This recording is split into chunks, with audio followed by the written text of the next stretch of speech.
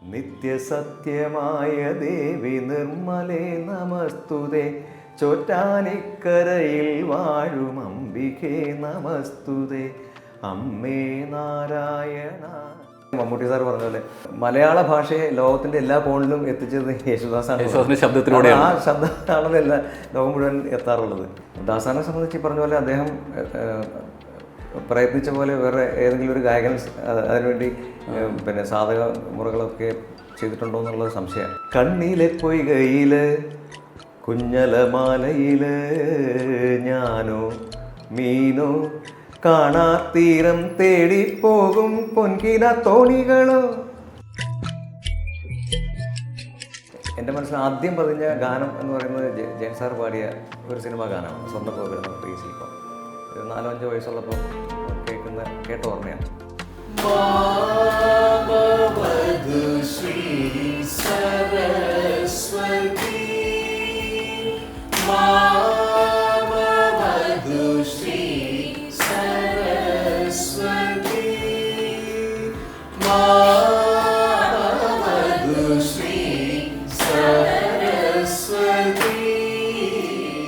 എല്ലാം ഹിറ്റാണെന്ന് വിചാരിച്ചാണ് ഓരോരുത്തരും ചെയ്യുന്നത്, പാടുന്നതും എഴുതുന്നതും ഒക്കെ.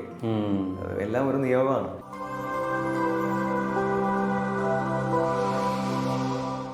മലയാളിയുടെ ഏറ്റവും പ്രിയപ്പെട്ട വിനോദങ്ങളിലൊന്നാണ് പാട്ട്. അമ്മയുടെ താരാട്ട് പാട്ട് മുതൽ മലയാളത്തിൽ ഇപ്പോൾ റാപ്പ് മ്യൂസിക് വരെ വളരെ ചർച്ചാ വിഷയമായി കൊണ്ടിരിക്കുന്ന ഒരു കാലഘട്ടം. സിനിമയിലെ പാട്ടുകളുടെ സ്വഭാവം തന്നെ വളരെ മാറിപ്പോയി. സിനിമയിൽ പാട്ടുകൾ ഇല്ല എന്ന് തന്നെ പറയാം. സിനിമയിൽ പാട്ടുകൾ ഉണ്ടെങ്കിൽ പോലും അത് ഒരു പക്ഷേ പശ്ചാത്തല സംഗീതത്തിന് പകരമോ, പണ്ട് നമ്മൾ പരമ്പരാഗതമായി കേട്ടിട്ടുള്ള പാട്ടുകൾ 5-6 മിനിറ്റുള്ള പാട്ടുകൾ അല്ല സിനിമയിൽ ഇപ്പോൾ വരുന്നത്. 2-3 മിനിറ്റുകളായി മാറി. പുതിയ തലമുറയ്ക്ക് പാട്ടുകൾ 5-6 മിനിറ്റുകൾ പാട്ട് കേൾക്കാനുള്ള അത്തരത്തിലൊന്നും വേണ്ട. പെട്ടെന്ന് കാര്യം എന്താണ് നിങ്ങൾ പറയാൻ ഉദ്ദേശിക്കുന്നത് പെട്ടെന്ന് പറയൂ എന്ന രീതിയിലേക്ക് നമ്മുടെ തലമുറ മാറിയിരിക്കുന്നു. മാറ്റങ്ങൾ ഇപ്പോഴും നല്ലതാണ്. അങ്ങനെ പാട്ടുകൾ മാറി പാട്ടുകളുടെ ഒരു പ്രത്യേക കാലഘട്ടത്തിൽ നമ്മൾ എത്തി നിൽക്കുമ്പോൾ പാട്ടുകളെപ്പറ്റി സംസാരിക്കാൻ, പാട്ടുകളിൽ വന്നിരിക്കുന്ന മാറ്റങ്ങളെക്കുറിച്ച് നമ്മളോട് സംസാരിക്കാൻ ഏകദേശം 5000-ഓളം പാട്ടുകൾ പാടിയ ഒരു ഗായകൻ. 5000-ഓളം പാട്ടുകൾ പാടിയിരിക്കുമ്പോൾ തന്നെ നമുക്ക് മനസ്സിലാക്കാം മിക്കവാറും എല്ലാ സംഗീത സംവിധായകരെയും, നമ്മൾ ഗുരുതുല്യരായി കാണുന്ന സംഗീത സംവിധായകർ മുതൽ പുതിയ തലമുറയിലെ സംഗീത സംവിധായകരുടെ പാട്ടുകൾ, എഴുത്തുകാരുടെ പാട്ടുകൾ വരെ പാടിയിട്ടുള്ള ഒരു ഗായകൻ. നിരവധി അംഗീകാരങ്ങൾ നേടിയിട്ടുള്ള ഗായകൻ. ആ ഗായകനെ നമുക്കടുത്തറിയാം. അദ്ദേഹത്തിൻ്റെ അനുഭവങ്ങൾ, വളരെ ദീർഘകാലത്തെ അനുഭവങ്ങളെക്കുറിച്ച് നമ്മൾക്ക് ഓർമ്മകളിലൂടെ നമുക്ക് സഞ്ചരിക്കാം. പ്രിയപ്പെട്ട ഗായകൻ, നമ്മുടെ എല്ലാം ഗണേഷ് സുന്ദരം, അദ്ദേഹത്തോടൊപ്പം നമുക്ക് കുറച്ച് സമയം ചെലവഴിക്കാം. ഗണേഷേട്ടാ നമസ്കാരം. നമസ്തേ. ഏകദേശം 40 വർഷത്തോളം പാട്ടിലെ അനുഭവങ്ങൾ, ധാരാളം അനുഭവങ്ങൾ. 94 വർഷത്തിൽ അങ്ങേക്ക് യൂണിവേഴ്സിറ്റി ലളിതഗാനത്തിന് ഏറ്റവും നല്ല ഗായകനുള്ള പുരസ്കാരം ലഭിച്ചു. അതിനെ തുടർന്ന് നിരവധി സംഗീത സംവിധായകരുമായിട്ടുള്ള അനുഭവങ്ങൾ, അവരുടെ പാട്ടുകൾ, അത് അത്ര ഒരു ചെറിയ കാലഘട്ടമല്ല. ഒരു 40 വർഷം എന്നൊക്കെ പറയുമ്പോൾ അങ്ങയുടെ മനസ്സിലേക്ക് ധാരാളം അനുഭവങ്ങൾ അങ്ങേക്ക് പറയാനായിട്ടുണ്ടാകും. അതിനിടയ്ക്ക് അങ്ങ് സ്വന്തമായിട്ട് ഒരു സംഗീത വിദ്യാലയം, ഒരു അക്കാഡമി തുടങ്ങി. അത് ഏകദേശം ഒരു 6 വർഷമാകുന്നപ്പോൾ അത് പുതിയൊരിടത്തേക്ക് മാറ്റിയിരിക്കുന്നു അല്ലേ? അപ്പോൾ ആ പുതിയ ഇടത്തേക്ക് മാറി അതിൻ്റെ അനുഭവങ്ങൾ അങ്ങ് സംസാരിക്കാനുണ്ടാകും. അപ്പോൾ എനിക്ക് തോന്നുന്നു അങ്ങിപ്പോൾ പാടിത്തുടങ്ങിയ 94 അങ്ങേക്ക് അവാർഡ് കിട്ടിയ പാട്ട് മുതൽ ഇപ്പോൾ അടുത്തിടയ്ക്ക് വേണമെങ്കിൽ ഇന്നലെ അങ്ങ് ബിജുപാലിൻ്റെ ഒരു പാട്ട് പാടി. അപ്പോൾ വളരെ ദീർഘമായ കാലത്ത് അനുഭവങ്ങൾ പങ്കുവയ്ക്കുന്നതോടൊപ്പം അങ്ങ് ഇന്നലെ പാടിയ ഒരു പാട്ടിൻ്റെ പ്രത്യേകതയെ പറ്റി പറഞ്ഞുകൊണ്ട് നമുക്ക് പുറകോട്ട് സഞ്ചരിച്ചാൽ എങ്ങനെ ഉണ്ടാവും? അങ്ങനെയൊന്നും ഇന്നലെ പാടിയ പാട്ടിൻ്റെ എന്തെങ്കിലും പ്രത്യേകത? എനിക്ക് തോന്നുന്നു മാപ്പിളപ്പാട്ട് ബിജുപാലിൻ്റെ സംഗീതത്തിൽ ആദ്യമായിട്ടായിരിക്കും അങ്ങ് പാടിയിട്ടുണ്ടാകുക. അതിനെപ്പറ്റിയൊരു അനുഭവം അങ്ങേക്ക്? മാപ്പിളപ്പാട്ട് പൊതുവിൽ എന്നെ തേടി മാപ്പിളപ്പാട്ടുകൾ അധികം വരാറില്ല. ഇതിപ്പോൾ വളരെ മനോഹരമായിട്ടുള്ളൊരു കെസ് പാട്ട് പാടാൻ സാധിച്ചു. ജയഗീത എന്ന് പറഞ്ഞ എഴുത്തുകാരി എഴുതിയ പാട്ട്. ഈ പറഞ്ഞ പോലെ നമ്മൾ ഇപ്പം ബലറാം പറഞ്ഞല്ലോ, പുതിയ ഇൻസ്റ്റിറ്റ്യൂഷൻ തുടങ്ങി 6 വർഷമായിട്ട് എന്ന് പറയുന്നത് സംഗീത രംഗത്ത് എന്തെങ്കിലുമൊക്കെ ചെയ്യണം എന്നുള്ള ഒരു ചിന്തയും, നമ്മൾ പാടി ഉപജീവനം കഴിക്കുന്നതിനപ്പുറത്തേക്ക് നേരത്തെ മുതൽ അങ്ങനെ ഉണ്ടായിരുന്നു. അപ്പോൾ കുറച്ച് പ്രൊഡക്ഷൻസ് അങ്ങനെ ചെയ്തിരുന്നു. ചില എന്താ പറയുക, സുന്ദര ഗീതങ്ങൾ എന്ന പേരിൽ കുറച്ച് പാട്ട് സ്വന്തമായിട്ട് അതെ പ്രൊഡ്യൂസ് ചെയ്ത് അത് ഞാൻ എന്നെ കൂടെ മറ്റു പലരും പാടുകയും സംഗീത സംവിധാനം നിർവഹിക്കുകയൊക്കെ ചെയ്തിരുന്നു. രചനയും ഒക്കെ പലരെ കൊണ്ടൊക്കെ ചെയ്യിച്ച് അങ്ങനെ നമ്മളങ്ങനെ ചെയ്തു. അതിനുശേഷമാണ് ഇപ്പോൾ ഈ ഇൻസ്റ്റിറ്റ്യൂഷൻ തുടങ്ങിയത്. അപ്പോൾ നമ്മളെക്കൊണ്ട് ചെറിയ തോതിൽ എന്തെങ്കിലും ഒക്കെ സംഗീത രംഗത്ത് ചെയ്യണം എന്നുള്ളൊരു മോഹത്തിൻ്റെ പുറത്ത് തുടങ്ങിയതാണ് ഈ സംരംഭങ്ങളെല്ലാം. ഗണേഷേട്ട്, അങ്ങയോടൊപ്പം അങ്ങ് കൂടെ അങ്ങ് പാടിയിരിക്കുന്ന പാട്ടുകൾ മിക്കവാറും അത് ഏറ്റവും പ്രശസ്തനായ സംഗീത സംവിധായകരിൽ ഒരാളായ ബിജുപാലിൻ്റെ പാട്ടുകളാണ് അങ്ങ് സിനിമയിൽ ഏറ്റവും കൂടുതൽ പാടിയിട്ടുണ്ടാവുക. ബിജുപാലിൻ്റെ കൂടെയുള്ള അങ്ങയുടെ അനുഭവം, അങ്ങ് എന്ന് തൊട്ട് ബിജുപാലിനുമായിട്ട് സഹകരിക്കുന്നു എന്നെല്ലാം ഒന്ന് ഓർത്തെടുക്കാനായിട്ട് പറ്റുമോ? തീർച്ചയായിട്ടും. 25 വർഷം മുമ്പാണ് ബിജിയെ ഞാൻ പരിചയപ്പെടുന്നത്. എനിക്ക് തോന്നുന്നു ബിജിയുടെ 2ാമത്തെ ആൽബം തൊട്ട് ഞാൻ ഇന്നലെ വരെ ബിജിയുടെ കൂടെ ഉണ്ട്. നാളെയും ഉണ്ടാകും എന്ന് പ്രതീക്ഷിക്കുന്നു. ഇത്തരം കാലത്തിനിടയ്ക്ക് ഞാൻ വളരെ കുറച്ച് സിനിമകൾക്ക് വേണ്ടി മാത്രമേ പാടിയിട്ടുള്ളൂ. 30-35 സിനിമകൾ. അതിൽ 20-22 സിനിമകളോളം ബിജിയുടെ തന്നെ സംഗീത സംവിധാനത്തിലാണ് പാടാൻ സാധിച്ചത്. അതിൽ മിക്കവാറും പാട്ടുകൾ ഹിറ്റായിരുന്നു. വലിയ വലിയ പ്രൊഡക്ഷൻസിൻ്റെ ആയിരുന്നു, വലിയ വലിയ നടന്മാരുടെ ആയിരുന്നു, വലിയ വലിയ സംവിധായകരുടെയും ഒക്കെ ആയിരുന്നു എന്നുള്ളത് ഭാഗ്യമാണ്. അതെല്ലാം നമ്മളിനി തിരിച്ച് 94 ആ വർഷത്തേക്ക് നമ്മൾ തിരിച്ചു പോവുകയാണ്. അങ്ങേക്ക് അവാർഡ് കിട്ടിയ പാട്ട്, ആ പാട്ട് അന്ന് ഈ യൂണിവേഴ്സിറ്റിയിൽ ലളിതഗാന മത്സരം എന്നൊക്കെ പറയുമ്പോൾ അത് വളരെ ഒരു പ്രസ്റ്റീജായിട്ടുള്ളൊരു, അതിന് വേണ്ടിയിട്ട് വലിയ തയ്യാറെടുപ്പും, ഇന്ന് തയ്യാറെടുപ്പ് ഇല്ലെന്നല്ല, എന്നാലും അന്ന് ഇന്നത്തെ മീഡിയ ഒന്നും അത്രയും ഇതില്ലാത്ത കാലത്തും ഒരു പാട്ടിന് വേണ്ടിയിട്ട് ആ അവാർഡ് മുന്നിൽ കണ്ടുകൊണ്ട് വളരെ ഗൗരവത്തിലുള്ള പ്രിപ്പറേഷൻ തുടങ്ങുക. അപ്പോൾ അതിനകത്തൊരു കൂട്ടായ്മ എന്ന് പറഞ്ഞ പോലെ ഒരു മാസം 2 മാസത്തേക്ക് പ്രിപ്പറേഷൻ ഉണ്ടാവില്ല ഒരു പാട്ട് റെഡിയാക്കി എടുക്കാൻ. അതിനെപ്പറ്റി അങ്ങേക്ക് എങ്ങനെ ഓർത്തെടുക്കാൻ സാധിക്കുന്നത്? ആ ഒരു കാലം എങ്ങനെ ഓർത്തെടുക്കാൻ സാധിക്കുന്നു? അത് ഞാൻ കോളേജിൽ പഠിക്കുന്ന കാലം മുതലേ നമുക്ക് വലിയൊരു അംബീഷനായിട്ട് ഇതിങ്ങനെ നിൽക്കുകയായിരുന്നു, നമുക്കൊരു യൂണിവേഴ്സിറ്റി തലത്തിലൊരു സമ്മാനം എന്നുള്ളത്. അപ്പോൾ പല പ്രമുഖരും വർഷങ്ങളോളം ഇത്തരം സമ്മാനങ്ങൾ നേടുന്നു, നമ്മൾ സുഹൃത്തുക്കളും സമ്മാന അർഹരാകുന്നു. അപ്പോൾ നമുക്ക് സ്വാഭാവികമായിട്ട് അങ്ങനെ ഒരു അന്ന് അത് വലിയൊരു കാര്യമായിരുന്നു. അപ്പോൾ അതുകൊണ്ട് തന്നെ അത് നേടിയെടുക്കാൻ വലിയ അധ്വാനം വേണം എന്നൊക്കെ ഞാൻ കരുതിയിരുന്നു. അതനുസരിച്ച് കുറേ പരിശ്രമങ്ങളുണ്ടായി. പുതിയ പാട്ട് ചിട്ടപ്പെടുത്തും, അതിന് ലിറിസിസ്റ്റിനെ കണ്ടെത്തി വരികൾ വാങ്ങിച്ച് സംഗീത സംവിധാനത്തിനടുത്ത് കൊണ്ടുപോയി ആ രീതിയിൽ ചിട്ടപ്പെടുത്തി വാങ്ങിച്ച് മാസങ്ങളോളം അത് പ്രാക്ടീസ് ചെയ്ത് അങ്ങനെയൊക്കെ ഒരൊറ്റ വേദിയല്ലേ ഉള്ളൂ. ഇന്നിപ്പോൾ റിയാലിറ്റി ഷോയിലൊക്കെ മറ്റും കാണുന്ന പോലെ നമുക്ക് രണ്ടാമതൊരു ചാൻസ് ഇല്ല. മറ്റൊരു ദിവസം കുറച്ചുകൂടെ നന്നായി പാടാം എന്ന് പറയാൻ പറ്റില്ലല്ലോ. ആ ഒരു 5 മിനിറ്റ്സ് നമുക്ക് ഒരു വർഷത്തിൽ ഒരു സ്റ്റേജിൽ കിട്ടുന്നത്, അതിലാണ് വിധി നിർണ്ണയിക്കുന്നത്. അപ്പോൾ നിർണായകമായിട്ടുള്ളൊരു ഘട്ടമാണ് ആരെ സംബന്ധിച്ച്. അതുകൊണ്ട് തന്നെ ആ നേട്ടം വളരെ വലുതാണ് എന്നെ സംബന്ധിച്ച്. അങ്ങനെ ഓർത്തെടുക്കുന്നു. പിന്നീട് പെട്ടെന്ന് മനസ്സിലേക്ക് ഓർമ്മ വരുന്ന കാര്യം, നമ്മുടെ ഗുരുതുല്യരായ സംഗീതജ്ഞർ ദക്ഷിണാമൂർത്തി സ്വാമി, ചേട്ടൻ തന്നെ എന്നോട് പറഞ്ഞിട്ടുണ്ട്, ദക്ഷിണാമൂർത്തി സ്വാമി അങ്ങേ സുന്ദരം എന്നാണ് വിളിക്കാറുള്ളത്. അപ്പോൾ അതൊക്കെ വളരെ ഒരു ബന്ധത്തിൻ്റെ ഒരു ആഴമാണ്. അത് വളരെ മഹാമേരു എന്ന് നമുക്ക് സംഗീതത്തിലെ നമ്മൾ അങ്ങനെ വിശേഷിപ്പിക്കാവുന്നൊരു സംഗീത സംവിധായകനുമായിട്ട് അങ്ങനെ ഒരു ബന്ധം ഉണ്ടാകുക, അദ്ദേഹത്തിൻ്റെ പാട്ടുകൾ പാടുക. അപ്പോൾ അങ്ങനെ ഒരു ഗുരുവിനെ, ദക്ഷിണാമൂർത്തിയെ ആയിട്ടുള്ള ബന്ധത്തെ, അദ്ദേഹത്തിൻ്റെ പാട്ടുകളെക്കുറിച്ച് എങ്ങനെയാണ് അങ്ങ് കാണുന്നത്? എങ്ങനെയാണ്? അല്ല, ഇവരുടെയൊക്കെ പാട്ടുകളെ വിലയിരുത്താൻ മാത്രമൊന്നും പ്രാപ്തി എനിക്കില്ല. അതിനപ്പുറം നമ്മളൊക്കെ ഈശ്വര തുല്യം കാണുന്ന ഗുരുക്കന്മാരാണ് ഇവരെല്ലാം. ഇപ്പോൾ എന്നെയൊക്കെ സംബന്ധിച്ച് ഞാൻ ഇങ്ങനെ ഒരു പാട്ടുകാരനാകുന്നോ ഒന്നും നമ്മൾ ചെറിയ പ്രായത്തിലൊന്നും ചിന്തിക്കുന്നില്ലല്ലോ. നമ്മളുടെയൊക്കെ പരിശ്രമങ്ങളുടെ ഭാഗമായിട്ട് അച്ഛനമ്മമാരുടെയോ ഗുരുക്കന്മാരുടെയോ ഒക്കെ അനുഗ്രഹം കൊണ്ട് നമ്മൾ കുറേ പാട്ടുകൾ പാടാനുള്ള അവസരങ്ങളൊക്കെ നമ്മൾ തേടി വന്നു. അതിനപ്പുറം ഇവരെ പോലെയുള്ള വലിയ വലിയ ലെജൻസിൻ്റെ ഒപ്പം വർക്ക് ചെയ്യാൻ പറ്റുക, അവരുടെ പാട്ടുകൾ പാടാൻ പറ്റുക, അവർ ഈ പറഞ്ഞ പോലെ വളരെ സ്നേഹത്തോടെ നമ്മളെ അവരുടെ ഹൃദയത്തിൽ നമുക്കൊരു സ്ഥാനം ഉണ്ടാകുക എന്നൊക്കെ പറയുന്നത് ജീവിതത്തിലെ വളരെ വലിയ നേട്ടങ്ങളായിട്ടാണ് കാണുന്നത്. അങ്ങ് ഒരു വേദിയിൽ ദക്ഷിണാമൂർത്തി സ്വാമിയുടെ ഒരു വളരെ ഹിറ്റായ ഒരു ആൽബം, എനിക്കൊന്ന് മുരുകഭക്തി ഗാനങ്ങളുടെ ഒരു ആൽബമാണ് എൻ്റെ ഓർമ്മ, തരങ്കിണി ദാസാർ പാടിയിട്ടുള്ളത്. അതിന് ദണ്ഡായുധപാണി എന്ന പാട്ട് അങ്ങ് പാടുന്നത് ഞാൻ പണ്ട് ചെറുപ്പത്തിലേ കേട്ടൊരു ഓർമ്മയുണ്ട്.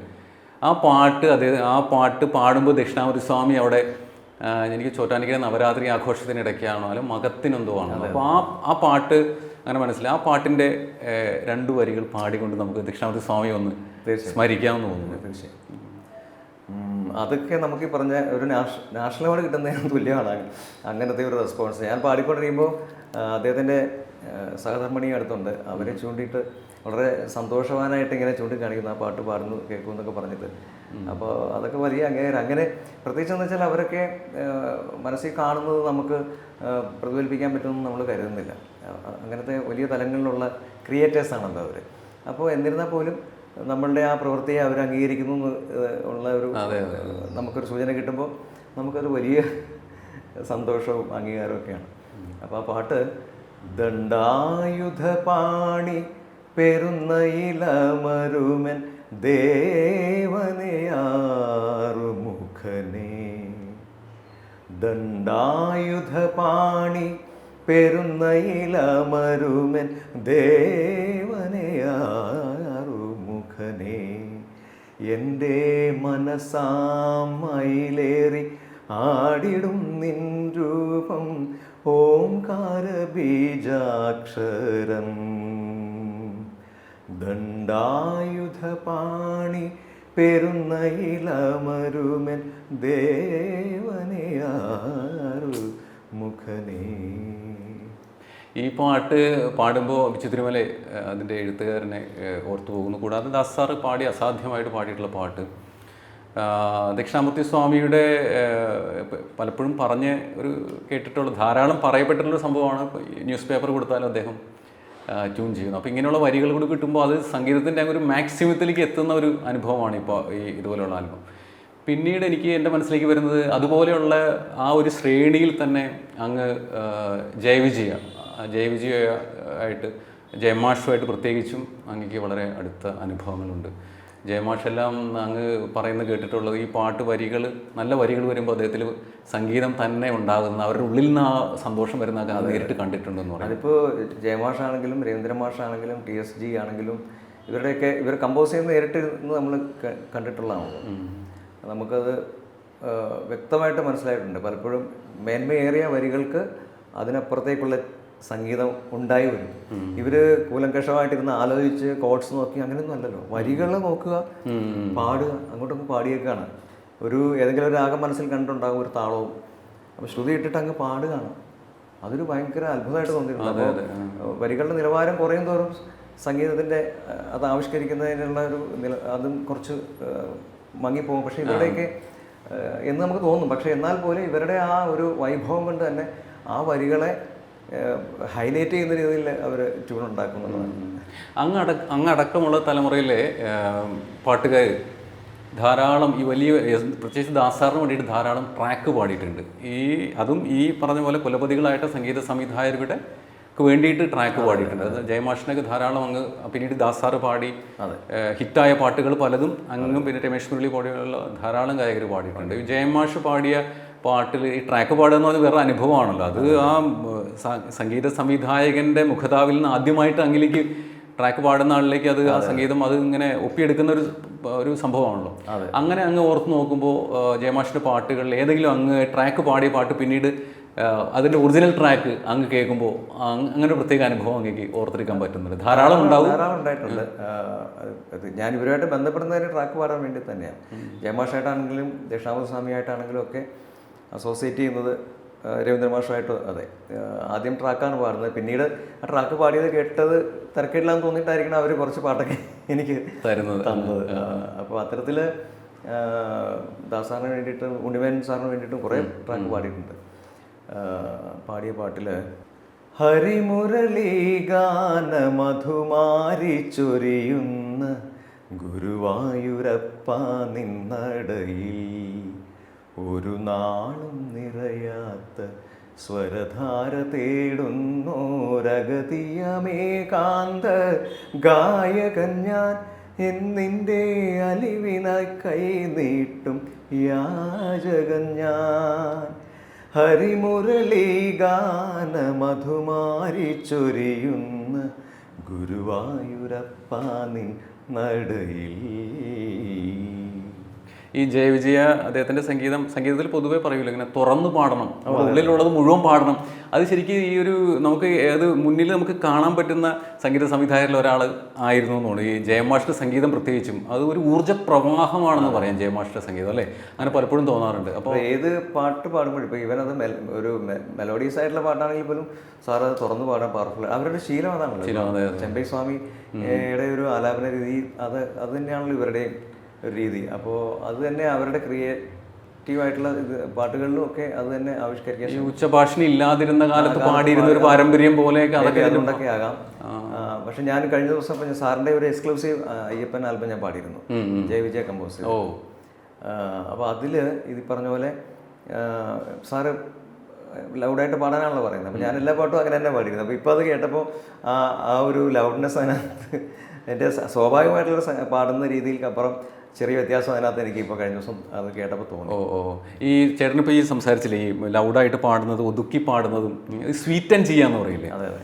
അപ്പോൾ അങ്ങനെ പെട്ടെന്ന് എൻ്റെ മനസ്സിലേക്ക് വരുന്നത് ജയചന്ദ്രൻ എന്ന വളരെ നമ്മുടെ ഭാവഗായകൻ, അല്ലേ? ഭാവഗായകൻ്റെ അതെനിക്ക് എത്രമാത്രം ചേട്ടൻ്റെ മനസ്സിൽ ഗായകൻ ജയചന്ദ്രനെല്ലാം ആ ഒരു സ്വാധീനം ചെലുത്തിയിട്ടുണ്ട് എന്ന് പലപ്പോഴുമായിട്ടുള്ള അങ്ങയുടെ പാട്ടിലും അങ്ങയുടെ പറച്ചിലും എല്ലാം എൻ്റെ മനസ്സിൽ കയറിയിട്ടുണ്ട്. അപ്പോൾ ജയചന്ദ്രൻ നമ്മൾ യേശുദാസിലേക്ക് വരും. അതിനു മുമ്പ് സന്ദർഭവശാൽ ജയചന്ദ്രൻ എന്ന ഗായകൻ കയറി വന്നു. അദ്ദേഹത്തിൻ്റെ അങ്ങയായിട്ടുള്ള അനുഭവം, അങ്ങ് വളരെ അടുത്ത ബന്ധം, അങ്ങ് പല സ്റ്റേജുകൾ, വേദികൾ, ഭക്തിഗാന വേദികൾ എല്ലാം അങ്ങ് ജയചന്ദ്രൻ സാറുമായിട്ട് പങ്കിട്ടിട്ടുണ്ട്. അപ്പോൾ കൂടാതെ ഒരു പ്രശസ്തനായ സംഗീത സംവിധായകൻ ഒരു പാട്ടിലിങ്ങനെ എൻ്റെ അടുത്ത് പറഞ്ഞു, ഇങ്ങനെ ഗണേഷ് സുന്ദരത്തിൻ്റെ ആലാപന ശൈലി അതൊരിക്കലും എപ്പോഴും നമുക്ക് നമ്മുടെ ഒരു ഗായകൻ എന്ന നിലയിൽ ഗായകൻ എപ്പോഴും മൗലികത വേണം, ഒരിക്കലും ആ രീതിയിലല്ല അദ്ദേഹം പരാമർശിച്ചത്. പക്ഷേ ആ ഒരു മഹാനായ ഒരു ഗായകൻ്റെ വഴി പിന്തുടരുകയോ അല്ലെങ്കിൽ അതുപോലെ അത്രയും നല്ല മികച്ച രീതിയിൽ പാടാൻ ശ്രമിക്കുകയോ ചെയ്യുന്ന ഒരു ഗായകനാണ് ഗണേഷ് സുന്ദരം എന്ന രീതിയിൽ ഒരു വലിയ വളരെ പോസിറ്റീവായിട്ട് പരാമർശമായിട്ടാണ് ഞാൻ കാണുന്നത്. അത്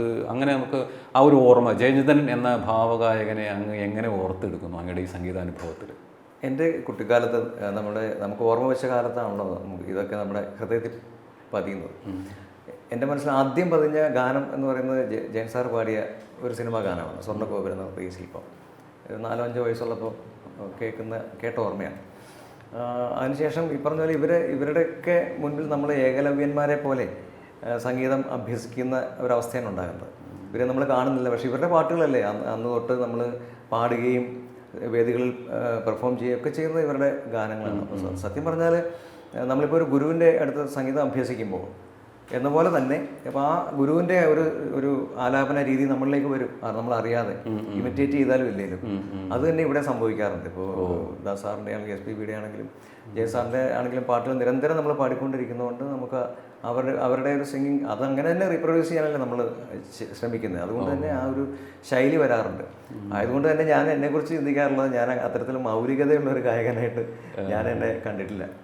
അപ്പോൾ എൻ്റെതായിട്ടുള്ള ഒരു ശൈലി എന്നൊന്നും പറയാൻ അവകാശപ്പെടാനില്ല എന്നാണ്. അതുകൊണ്ട് തന്നെ എനിക്ക് ഈ കവികളുടെ ഇടയിൽ ചങ്ങമ്പുഴ എന്നുള്ള കവിയെപ്പോലെ ആകാതിരിക്കാൻ പലരും ശ്രമിച്ചു നോക്കിയെങ്കിലും അവരറിയാതെ തന്നെ ചങ്ങമ്പുഴയായി മാറുന്ന പല പ്രശസ്തരായിട്ടുള്ള കവികളും അങ്ങനെ ഈ സ്വാധീനം എന്ന് പറയുന്നത് നമ്മൾ അറിയാതെ. ഇപ്പോൾ ദാസാറിലേക്ക് നമ്മൾ വരുമ്പോൾ ദാസാറ് സ്വാധീനിക്കാത്ത ഒരു ഗായകനും ദാസാറിന് ശേഷം ഉണ്ടായിട്ടില്ല എന്ന് വേണമെങ്കിൽ നമുക്ക് അത്തരത്തിൽ ചിന്തിക്കാവുന്ന രീതിയിൽ അദ്ദേഹത്തിൻ്റെ ആ ഒരു മഹത്വം, ആ സംഗീതത്തിലുള്ളൊരു മഹത്വം എല്ലാ ഗായകരെയും പലരും ഇപ്പോഴത്തെ ഒരു ന്യൂജൻ തലമുറയെ ഒഴിച്ചാൽ ബാക്കി ആരും പുറകോട്ടുള്ള എല്ലാവരും ആ അവസ്ഥയിലാണ്.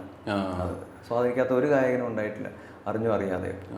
അത് നമ്മളിപ്പോൾ ദാസാറും ജയേന്ദ്രൻ സാറും നമ്മളിങ്ങനെ ഒരു കമ്പാരിസന് മുതിരുന്നില്ല. എന്നാലും നമ്മൾ നോക്കുമ്പോൾ ഈ ജയേന്ദ്രൻ സാറിൻ വളരെ നാച്ചുറലായിട്ട് പാടുകയും ദാസാറിൻ്റെ ഒരു പ്രത്യേകതയായിട്ട് ദാസാറ് വളരെ പ്രയത്നിച്ച്, അല്ലേ, പ്രയത്നത്തിലൂടെ സംഗീതം അഭ്യസിക്കുകയും എന്നാൽ അത് എല്ലാ തരത്തിൽ ഏത് മേഖലയിലുള്ള പാട്ടുകളും പാടാൻ തരത്തിൽ അദ്ദേഹം വളരുകയും ചെയ്തു.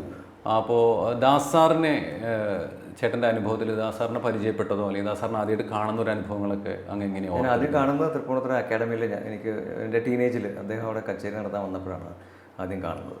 പിന്നെ ദാസാർ ഉള്ള വേദിയിൽ പാടാനും ദാസാറിനോടൊപ്പം പാടി വേദിയിൽ പാടി അങ്ങനെയൊക്കെ അവസരങ്ങൾ ഉണ്ടായിട്ടുണ്ട്. അത് പിന്നെ എല്ലാ ഗായകർക്കും പിന്നീട് ഉണ്ടാകുന്നുണ്ട്. ഈ പറഞ്ഞ പോലെ നമ്മൾ ഈശ്വരതുല്യം കാണുന്ന ആളുകളല്ലേ. ദാസാറിനെ സംബന്ധിച്ച് ഈ പറഞ്ഞ പോലെ അദ്ദേഹം പ്രയത്നിച്ച പോലെ വേറെ ഏതെങ്കിലും ഒരു ഗായകൻ അതിനുവേണ്ടി പിന്നെ സാധക മുറകളൊക്കെ ചെയ്തിട്ടുണ്ടോ എന്നുള്ളത് സംശയം. അതുകൊണ്ട് തന്നെ അതിനപ്പുറം അദ്ദേഹം